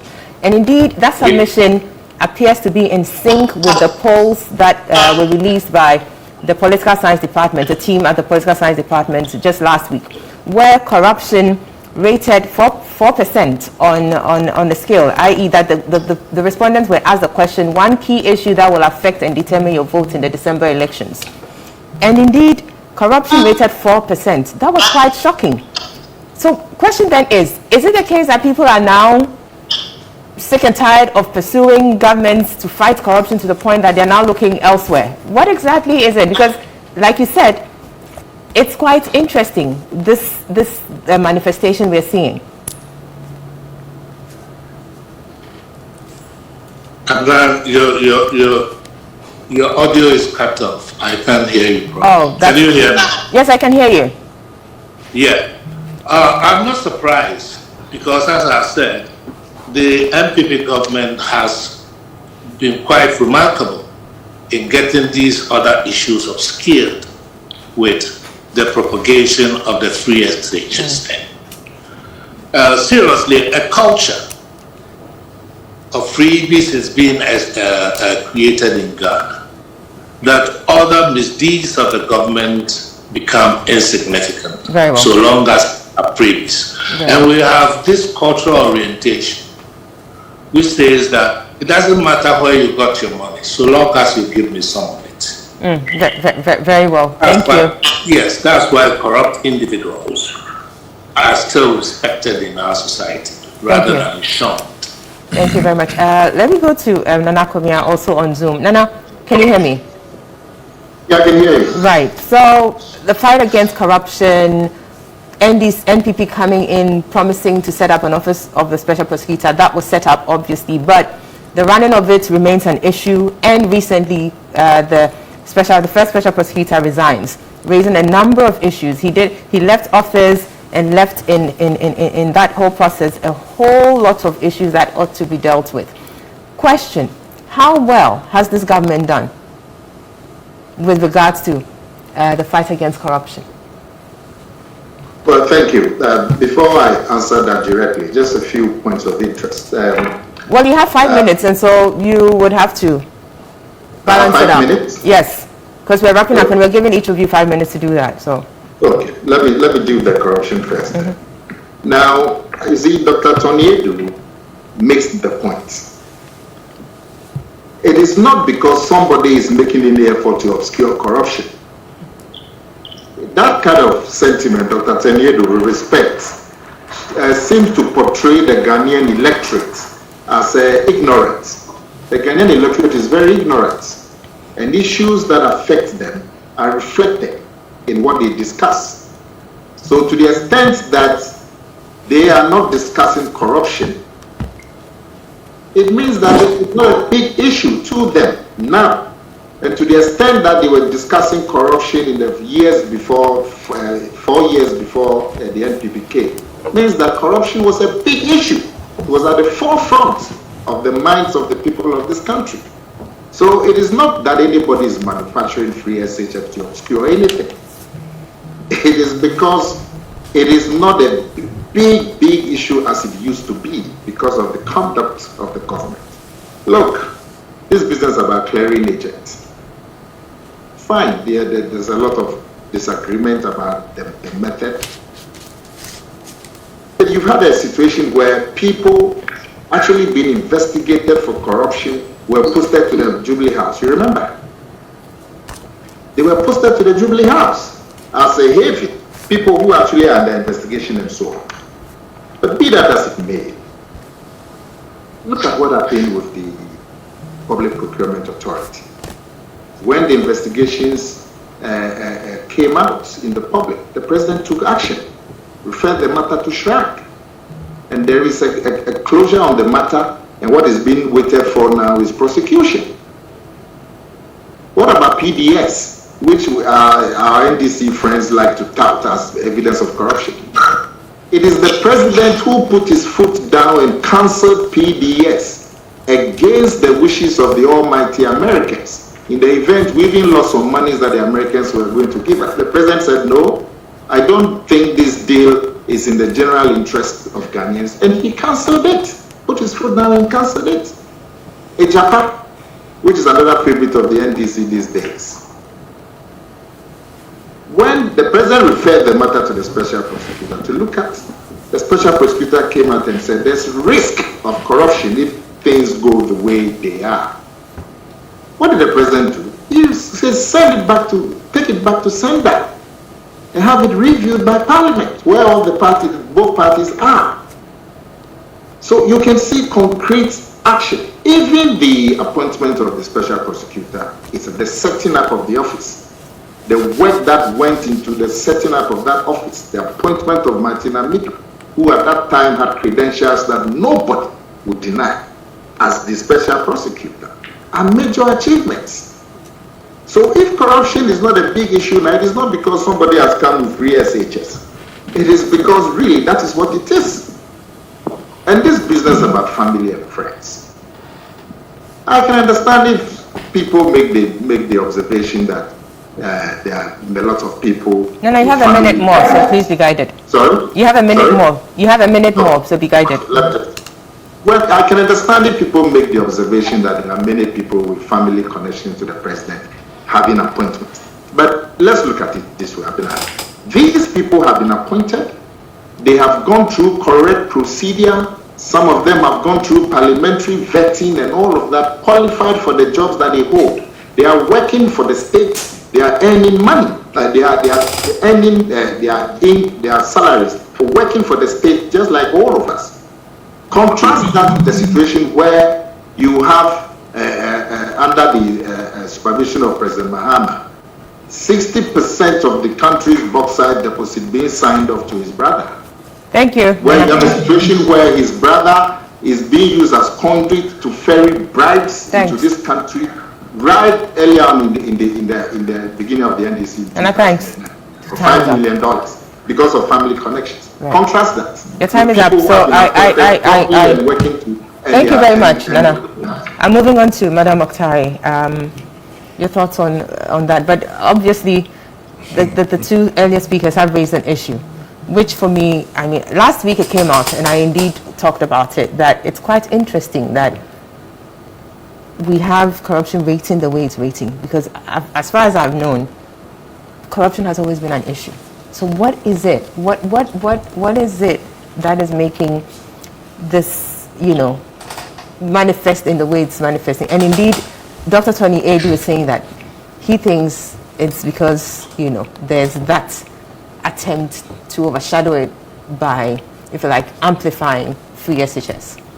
It is also as a result of the extent of corruption. It is actually dovetails into all of this. For most of the corruption allegations that were raised in 2016 and prior to that, we had very senior leading members of the media making these things public, raising all sorts of issues, all sorts of concerns, all over the place. I'm yet to see any documentary in recent times on TV3 and all these other very large platforms discussing some of these issues. I've seen your weekend programs and how even you shy away from raising some of these very pertinent matters that have come up on the floors of Parliament, that have been raised by the minority, that have become very, very topical. Even the credibility of some of these polls and all these things that we speak to are actually born out of the same corruption and, of course, biases and prejudice. So, first and foremost, there are a certain chunk of Ghanaians who are still very interested in corruption and corruption-related matters. If indeed the Auditor General was treated as he was, literally and practically chased out of his office, if what the OSP says is to be believed, there's a whole raft of attempts to deny people the opportunity to speak to matters bordering on corruption. And I heard one of the leading anti-corruption crusaders in the past speak to the fact that in the past, government was making its efforts but allowed other people to help if they were so willing. Can we speak to the same willingness today? There's a good reason why the English dictionary coined the word nepotism. That when there's too much of it, it will certainly breed corruption. And that is what we have. For the few who are enjoying in Nana Komia's administration, the families and the extensions of same, the monies we speak to that are being wasted on corruption, pale in comparison to the freebies we give. But certainly, when people develop a certain penchant, a certain appetite for freebies, and you tend to even believe, and you are even inclined to believe it yourselves as a ruling government, and Akufo-Addo says it. I saw placards yesterday, we have fed you in COVID. We have given you money in COVID. How much of that money has been stolen and kept by individuals? How many of them are being investigated? The OSP was never an intention to fight corruption. It was an intention to exploit apathy between the OSP as an individual and, of course, the NDC. He didn't have to make any adverse claims for or against the NDC. It had already become a historical fact, and that is the context for which he was appointed. The minute he bit the powers that be, I'm sure you heard all the criticisms. That man has fought corruption all of my life on this earth. I have no reason, and my senior IC, I'm sure their colleagues, to doubt the veracity or authenticity of some of the things that he says. I don't think he admits to being perfect, or that the things he says should be, should not be debated. You understand? He's a lawyer par excellence, and he knows there's always another side to the story. But each time corruption has been brought up, each time it has been fueled, and I'm sure now, Komia, you do know that there are more brothers and sisters and wives and husbands as serving as conduits of corruption, including President Akufo-Addo himself, as you now know. I don't know, please. You know, right? You are speaking. Oh no, you should know.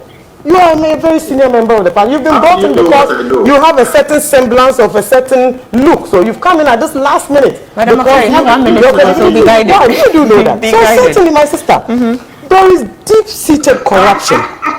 There is extreme wastage. There is enormous consumption. And personally, I have no doubt in my mind that even the matter he mentioned about the president's brother and $5 million pales in comparison to the graft, the corruption and stealing of Ajapa by a few people, not many. By PDS, by a few people, not many. By the National Youth Authority, a few people, not many. By the public procurement itself, led by an individual who had actually even led the process in the run-up, and he knows, to the passing of that particular Public Procurement Authority Act. And what does he do next? He tries even to take Shraj to court. Imagine yourself in your same seat, that after the Manasseh issue, that President Mahama had gone back to sue Shraj. How would that have been seen in the context of our politics and the now very biased landscape that we are dealing with? Thank you very much. Use the same yardstick and the same benchmarks that you use to question your time. Decisions and actions by the NDC. And in fact, Madam, are you alleging the media is being biased? No, to an extent. Oh no, I think that is very... No. I didn't want to interrupt you in your 5 minutes. Yesterday you read a statement I indicated earlier. There are persons within the media. I'm not speaking for things that I am saying. I'm speaking to things that are within the public purview. Thank you very much. There's evidence by Gary Smith, and you can check. There's statements by Manasseh Azuri, and you can check. Thank you. So there is deep corruption. The ANAS principle has failed. Thank you very much. And Nana Komia and I both know how deep-seated corruption is. Mr. Aiko, so I look forward submission as well. He also has to 5 minutes actually having a more sincere conversation. And why are all the so-called corrupt people not here defending can you allow us to finish? Thank you. Thank you. You know I know how to end. Except sometimes, you know. Nana, thanks. So yes, thank you for the opportunity. Celia, you live in Canada. I know, but you know, I was in charge of governance when we did the manifesto. And therefore, this corruption thing fell within my remit, and we were looking at it. We proposed changing the misdemeanor for bribery and corruption into a felony. Government eventually has done that. which shows that we are ready to fight corruption. We brought in the OSP, and we all know why it was set up and the efforts that he also made to try and fight the corruption. The issue about the fraud going onto the back burner, clearly, is that we seem to be talking about scandals and allegations. We don't seem to have any evidence. Everybody is saying so, oh, family and friends, things are happening, people are chopping and the rest. Where is the evidence? You don't seem to have any evidence to support your claims. And there's nothing concrete even for the media to follow up on. If the media has it, I mean, breaking news, I don't see why the media would not want to do their scoops. They would be very, very happy to do that. But the least thing they talk about scandal, PDS scandal, Japan scandal, so and so scandal. You know, if you are not able to produce the evidence, I'm sorry, then at the end of the day, nobody will take you serious. And that is why the polls seem to be showing that corruption is no longer on the front burner. It is simply not there. The president is not a clearing agent. I don't know how they got to that conclusion. A matter arises, the matter goes before the president, he refers the matter to the police investigation. They do their investigation, they come, they clear the person, say there's nothing for us to follow up on. As a result, yeah, but where are the reports? Sorry. Where are the reports? Thank you. Which report? The reports from the investigative The one agent. who commissions the report. The report that is generated. Dr. Sanedu, I appreciate your intervention. It's just that he has 5 minutes to make his submissions, and so please allow him. He's done only 2. Doctor, if somebody commissions a report, it's only fair that the report is given to him. And so when The he reads matter is the a report, public issue. So if you investigate, you make the report Dr. Sanedu, public. Dr. Sanedu, if Yeah. you could kindly, I appreciate your interventions. Seriously, I do appreciate that. But is Mr. Ikoti has 5 minutes to do it. He's done 2.5 minutes, and so he would have to proceed. my Please. point is, so long as the report comes and those people have been cleared, I don't know what else you expect Mr. President to do. He's done his job. He's not the investigator. I remember when I was Attorney General, sometimes something happens and then they quickly will put my picture there.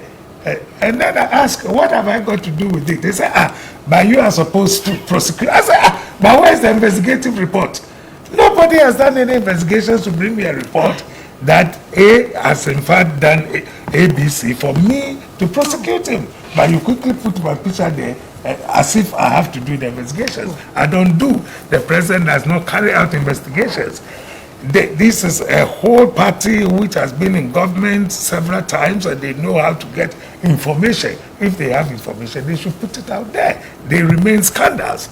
I was going to cite the very examples that Nana Kumea cited on the actions that the president took when any time some of these corrupt things came up. But I remember one that I think he forgot. There was a minister of state at the Jubilee House who was alleged to have intervened in a matter involving a judge and things. You know, even when the matter came up, he was asked to resign. He left. So there is no issue on corruption, and that is why it is on the back burner. If they want to bring it up to tell Ghanaians from today out to the 7th, they have already made up their minds that it's on the back burner, nothing happens. Very well. Thank you. That remains a matter to be seen. It's just a matter of time, Wide 2 days open. away. Let me say a big thank you to my panelists for this part of the show. We've had Joyce Ba Mokhtari, spokesperson of Mr. John Dramani Mahama, flag bearer of the NDC, Mr. Ikwe Otu, lawyer and Ghana's High Commissioner to Canada. Also, we've had on Zoom Nana Komea, he is the Managing Director of STC, and Dr. Tony Edu, former Ghana Ambassador to the Netherlands and former Senior Presidential Advisor. Thank you so much. And these conversations definitely will continue from now till the elections and beyond, indeed till the declaration of the results. And this is where you need to stay glued to. We'll be giving you all the coverage that you need in respect of the elections. We'll see you shortly after this break to come and talk about security going into the polls on Monday. Stay with us.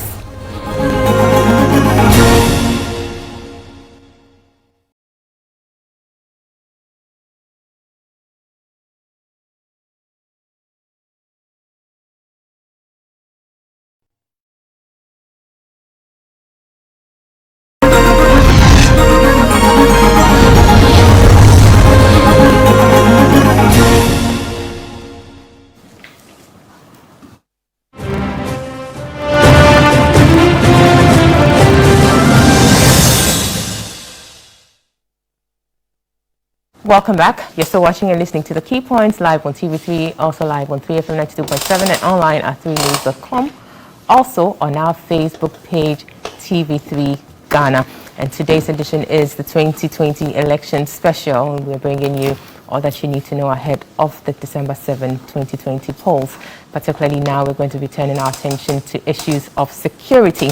And issues of security ought to be taken or paid attention to clearly and decisively, because it has implications for the peace and stability of our country before, during, and after the elections. And so we're going to be looking at that.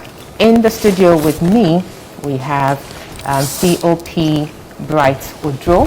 He is the former Director General of the Criminal Investigations Department of the Police Service. Next is Colonel Festus Aboaji, retired. He is a security analyst. Good morning, gentlemen. It's good to have you. Good morning. Here. And so we will be looking at some issues of security that have come up. First thing we'll be looking at is the number of flashpoints that have been identified by the National Election Security Task Force. 6,178 is what we are told we have. And we need to understand exactly what that entails and what the implications are for that. Let me start with you, COP Bright Udro. Your general thoughts about security as we go into the December 7 polls, just 2 days away. Thank you. I think from the perspective of the police, we don't need to worry so much, because there has been assurance that they are there to ensure that before the election, during the election, and after elections, there will be maximum security. And so from what we have heard and from what the police have assured, I don't think we need to worry so much. They have made plans to police the polling stations, and also ensure that after the elections, they will also be there to ensure that security is provided. So I don't think we need to worry so much about that. Very well. So 6,178 flashpoints, quickly. Is that an increase over what was identified in 2016? And if so, what should that mean for us? I won't remember the number of flashpoints that were identified in 2016, but it's the police that determine which location will be a flashpoint, which police station will be a flashpoint, depending on their intelligence, the intelligence that gets to the police. Flashpoint is a polling station where the police believe that there will be troublemaking if they don't make sure that they put in place security measures to contain any threat to security. So if the police say 6,978 flashpoints, 178, 6,178. I don't want to dispute that, because they have the intelligence and they know which areas we can easily have problems. We can easily have trouble. Right, very well. Now, Colonel, moving into, it's just 2 days to elections. As an expert in the area, what would be your assessment of security so far? And then we can touch on the flashpoints and what it implies. Well, once again, thanks for having me. I think Chief has, set the scene very well. We saw the police, should I say, final mobilization on the square, where they were issued, among other things, with an aid memoir on how they're supposed to conduct themselves as actually police and other security services. And this comes on the tail of, I think, some confidence building, show of force, keep fit, marches, probably a couple of them. We also, I think yesterday, I haven't seen the full video, but I think there was a peace pact, which is what we've called it.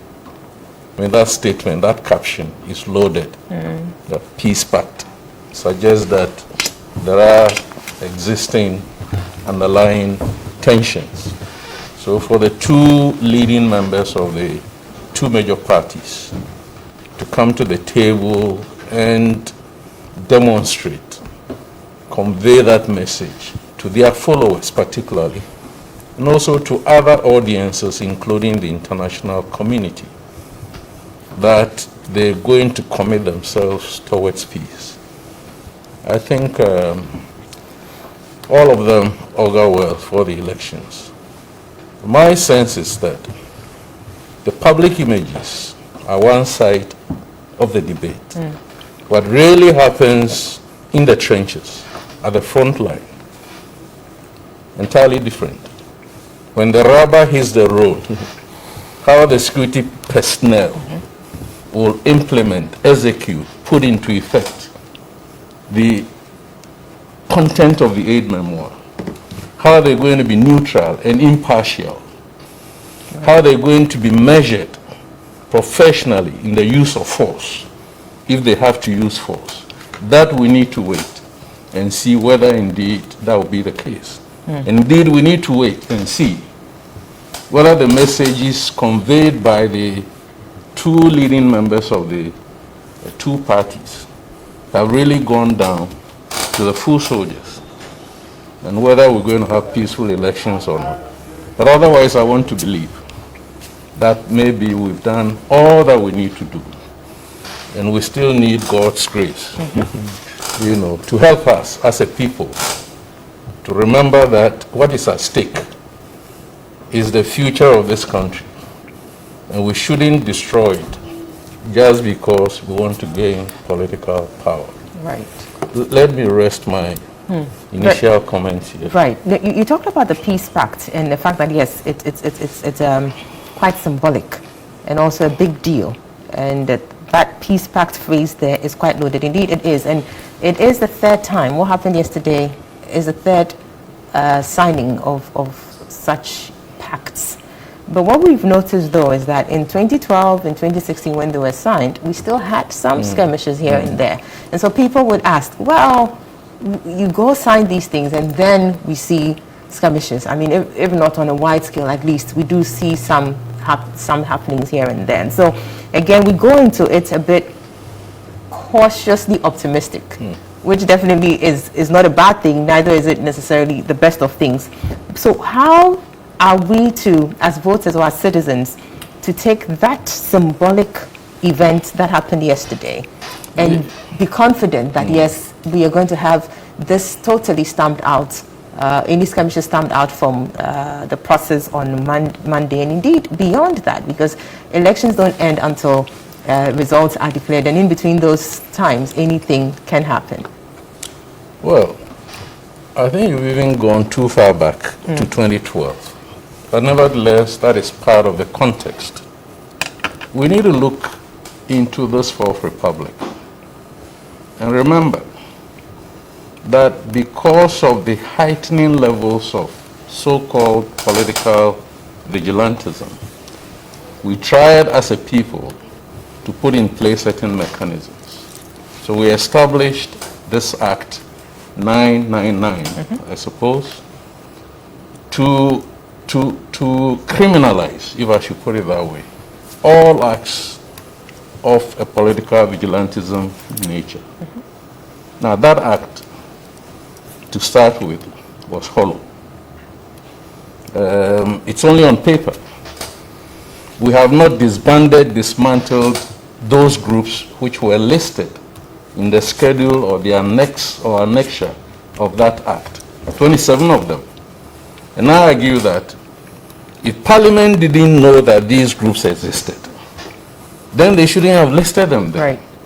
The fact that they listed them there, meaning that those structures were on the ground, and therefore we should have gone the next step to dismantle those groups, let them account for their weapons, their ammunition, declare their funding sources, and ensure that we clean the slate and start. It didn't happen. We have recent cases during the voter registration.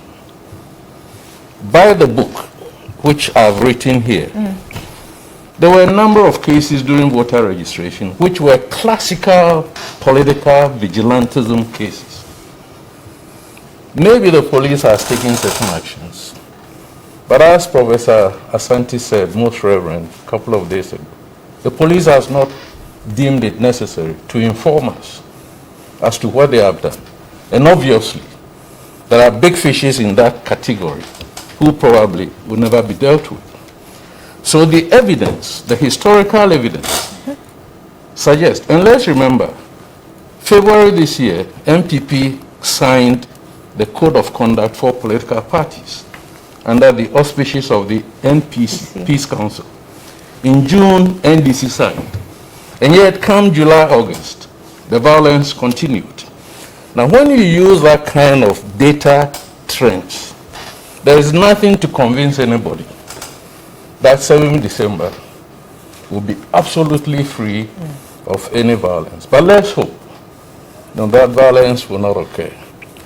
Now, if you want me to stop here, I'll stop. So that Chief comes in. No, that's fine. I mean, if you still have something to say, why not? But definitely there's enough to go around. So.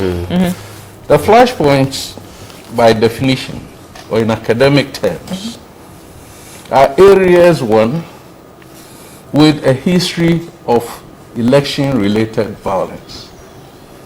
You have good examples, and for purposes of this discussion, when you mention Ododo Diodio, you know that it's in the history books, you know, a few other places like that. Or sometimes there are existing conflicts. It could be chieftaincy disputes, it could be land disputes, which take on the dimension or character of politics or politicization. So come election time, that dynamic now makes it a bit volatile. Or the political parties, you know, are contesting too rigorously or that kind of stuff. I want to recall that in September, or whatever it was, on the 22nd of either September or October, we were given a figure of 4,000 flashpoints. Within 1 week or 2 weeks, the figure was appraised upwards to 6,000, which is what we're dealing with now. Yeah. And I suggested some weeks back that by this time, as we're getting closer to 7 December, that figure probably has gone up. In this book, I've used 3 variables to contextualize the significance of flashpoints. One of the variables is the flashpoint itself. Now, 2012, this thing doesn't allow me to see very well. 2012, there were 1,000 flashpoints. 2016, it had jumped up to 5,000. And 2020 is jumped up to 6,198. The other variable is the spread of the violence in terms of constituencies or whatever. For 2012, there were 24,000 ballot stations that were estimated to be associated with flashpoints. 2016, it had jumped up to 28,000. And then this year, 2012, we're talking of 93,000. So when you use these 2 parameters, you see a clear picture that the elections have become too volatile. And the third parameter or variable is the response in terms of the number of police or security services. So 2012, you had 41,000, almost 42,000. 2016, 53,000. And then this year, we're talking of 62,000. Yes. Now, I don't like to argue with politicians, but I want to look at the data.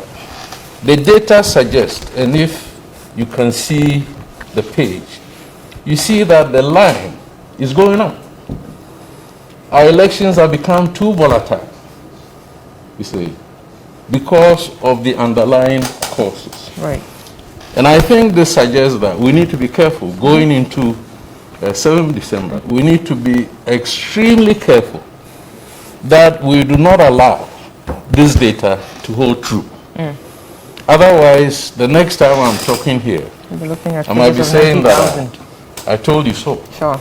You know, so let's be very, very careful as Ghanaians, because the signs are not too good. And I have a few more things that I will say as we go. Very well. I'll come back to you. Now, COP, again, yes, the number 62,794 is what the IGP says would be the personnel that would be deployed on the day. And you're looking at the number of polling stations put out by the EC chairperson, I believe on Monday, being 38,622. So, I mean, if you were to do the math, looking at the number of personnel to be placed at a particular polling station, would you say that would be adequate? And this isn't to preempt the plans or the operational activities of the police, but obviously we have these numbers, and so we can engage in, you know, whether or not they are sufficient and all the issues that come with it. What are your thoughts about the personnel deployment? And obviously, because we have flashpoints, you would assume, or you'd want to believe that the flashpoints would have more personnel concentrated there. Yeah, I think in 2016, there were less polling stations than we have now. Then the 2016 was about 28,000. And now it's about 38,000. So the polling stations have increased as well. So we expect to deploy more police personnel. I think 2016 there were about 48,000 police. 33,000 security officers that were deployed for police station duties. This number, this year's number of security officers include those who will also be on patrols or who will also be on standby to respond to emergencies as they occur. Apart from that, there are officers that will be deployed to various polling stations. If it is not a flashpoint, we normally deploy one personnel at a polling station. If it's a flashpoint, 2 or even more, depending on the nature of that flashpoint. And so, if the number of police personnel or the number of security personnel deployed to polling stations has increased, then of course it has increased because the polling stations have also increased. But like Colonel said, we should be very, very careful. One police officer or one security personnel at a polling station is not sufficient at all, especially when you consider that any polling station can be volatile at any time. They have identified some polling stations as flashpoints, but there may be others that could be momentarily be a flashpoint. Spontaneously. Yes, that's why you cannot determine. And so putting a police officer, one police officer there may not be the ideal situation, but that is what we have to deal with because of our numbers. 68,000, 38,000 police officers or security personnel, which includes those on patrols, those in vehicles that are to respond to emergencies. I don't think the numbers are enough, but that is what we have. So there is no way we can have a better number than what we have now. Right. So obviously, this whole thing about security would go beyond the security agencies. We as citizens, the political parties obviously have a responsibility as well. But the concern then is, there's a likelihood then that people would want to resort to these vigilante groups who have been, or which have been banned by reason of the Vigilantism and Related Offences Bill, but have not been disbanded. And so the likelihood of these entities coming to the fore or being at play really and truly is quite high, given what we have, the context that we're operating in. And so what would be your advice, Colonel, going into it, citizens, political parties, to ensure that the inadequacies or the insufficient numbers of police and the security agents, because obviously the number here includes Ghana Armed Forces, the police service, fire service, immigration and customs, to ensure that we get the security that we need? Well, First of all, on the concept of the election security, which Chief mentioned, I think the IGP has taken pains to explain that one at a ballot station is not enough. But as he's saying, that is all the system can manage. However, the way they configure the security forces is probably what gives them that flexibility to be able to quickly react. So in addition to that static police officer at a ballot station, you have the patrols linked up by communications with the ballot center, so that a patrol, as we saw at Ayawase, for instance, could be directed to a place, as Commissioner said, Chief said, spontaneously, degenerates. Then you have the rapid reaction, which is what really gives the system the flexibility. Now, I take pains to explain that we need to be careful as Ghanaians that the military in democracies, and in this book I've said good democracies, have no role to play in election security. It is the ideal that we must be aiming at. Now, when you make this argument, then they tell you, but the CDD survey says that so many Ghanaians have full confidence in the military, followed by the election commission, and then the police. I mean, you don't build a nation like that. If the police is not up to its task, and we know the reasons why, let us build a police, create a police that is fit for purpose, and let the military stay and do the work for which the Constitution says that they should be created. I've suggested that the more we include the military in election security, the more likely that we'll be eroding our democracy. Now let me come to the numbers, or the other side of the debate. I've heard many messages appealing to the youth, the youth. But when you read and write, or you write and read about political vigilantism, it is not that ordinary person who by himself or herself becomes a freelance political vigilante. They are mobilized. Now, who mobilizes them?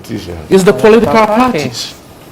So the message must go to political parties, especially the party that is in power, that has control over the coercive tools of the state. That is where the message must be directed.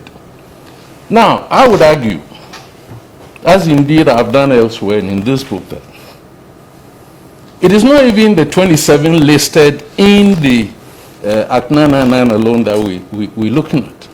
But we all know that increasingly the national security outfit has become another force, contrary to the Constitution. And we heard a few days ago how they assaulted a soldier in uniform. So that national security outfit is political vigilante group that has been clothed with the powers of the state. And as the commission said, the Melchior's commission, they recommended that it must be dissolved, and the national security outfit must go back to the Constitution and coordinate policy, which is why we set it up. We didn't set it up so that we'll arm the operatives, that even at a ballot station, as someone say, you pull a pistol, a handgun, in full glare of the public, on a police officer in uniform. I mean, this is where the danger is. I'm trying to be very, very objective. The danger is not the youth. The danger are the political actors who have mobilized, whether directly or indirectly by affiliation or otherwise, mobilize the youth to go and do these kinds of things, which go against our democratic principles. Which is why I believe the message now to the youth is that when they come to you, you then ask them, where are their kids?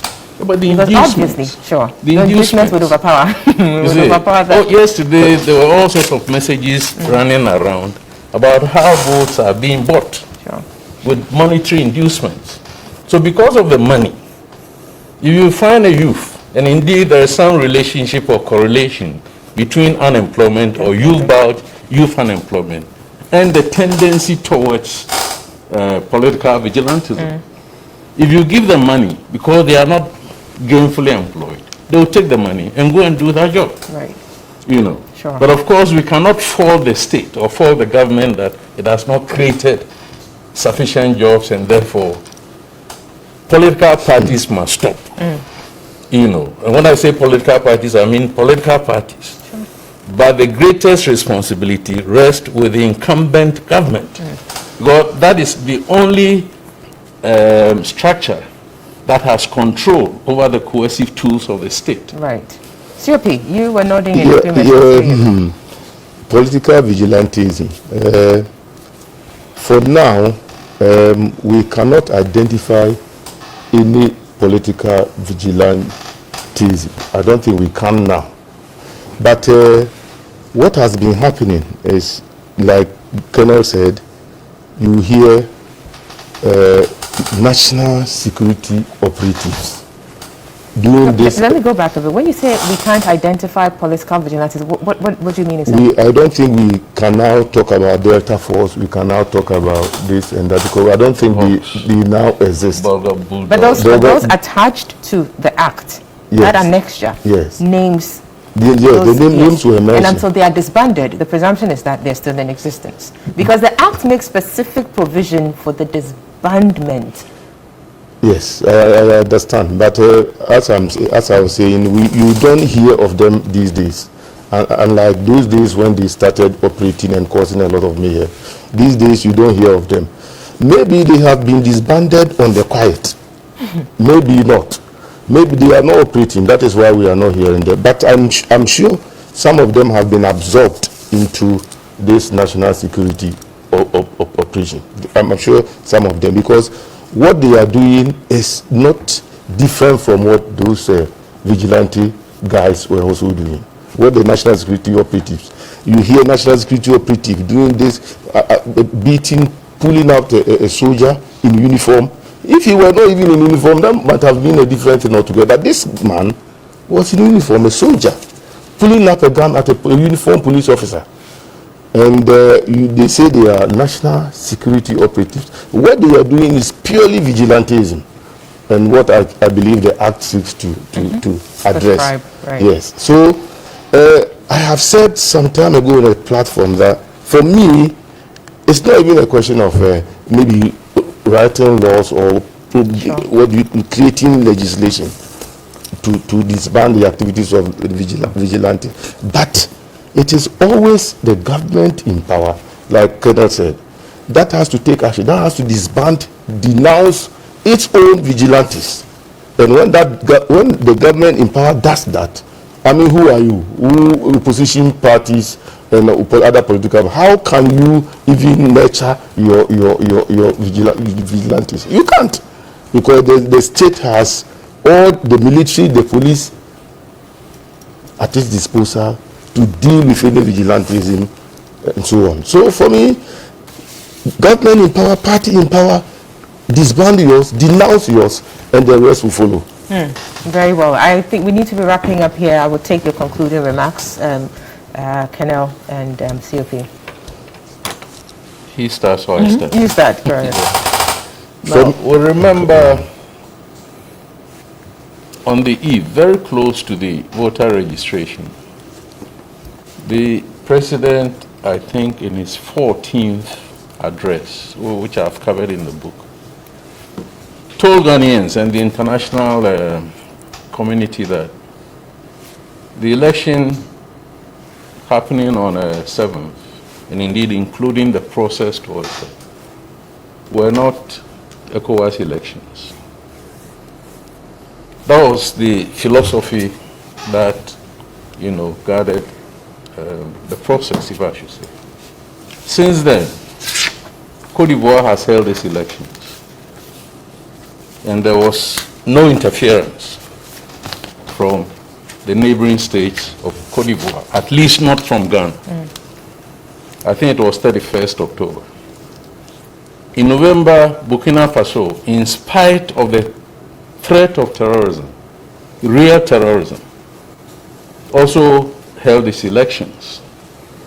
And I want to believe that no ECOWAS country interfered with the Burkinabe elections. 7 December is Ghana's turn. I think we should expect all our neighbors, whether they've done their elections or not to attempt to interfere in the elections, because that will go contrary to the spirit of ECOWAS. Sure. They must leave this business to Ghanaians alone. Very well. Thank you for that. That's my last message. Sure, thank you, and that's an important one. COP, the little I would say is go there and vote, leave after voting, and then when you want to observe the counting after 5 p.m., you come there and then observe. Nobody should go there with arms. Nobody should go there with the mindset to cause trouble, because I'm sure the police will be there to deal with you. Thank you so much. On that note, we bring conversations here to a close. It's been COP Bright Odro, former Director General, CID Police Service, and Colonel Festus Abwaji, retired security analyst. And indeed, we'd say thank you for making a date with us on Monday, 7th December. Do well to go there and exercise your franchise. Vote and vote decisively. This is a Key Points. We'll be back here same time next week. Stay well. Thank you. Thank you too. I made this too short. You gave all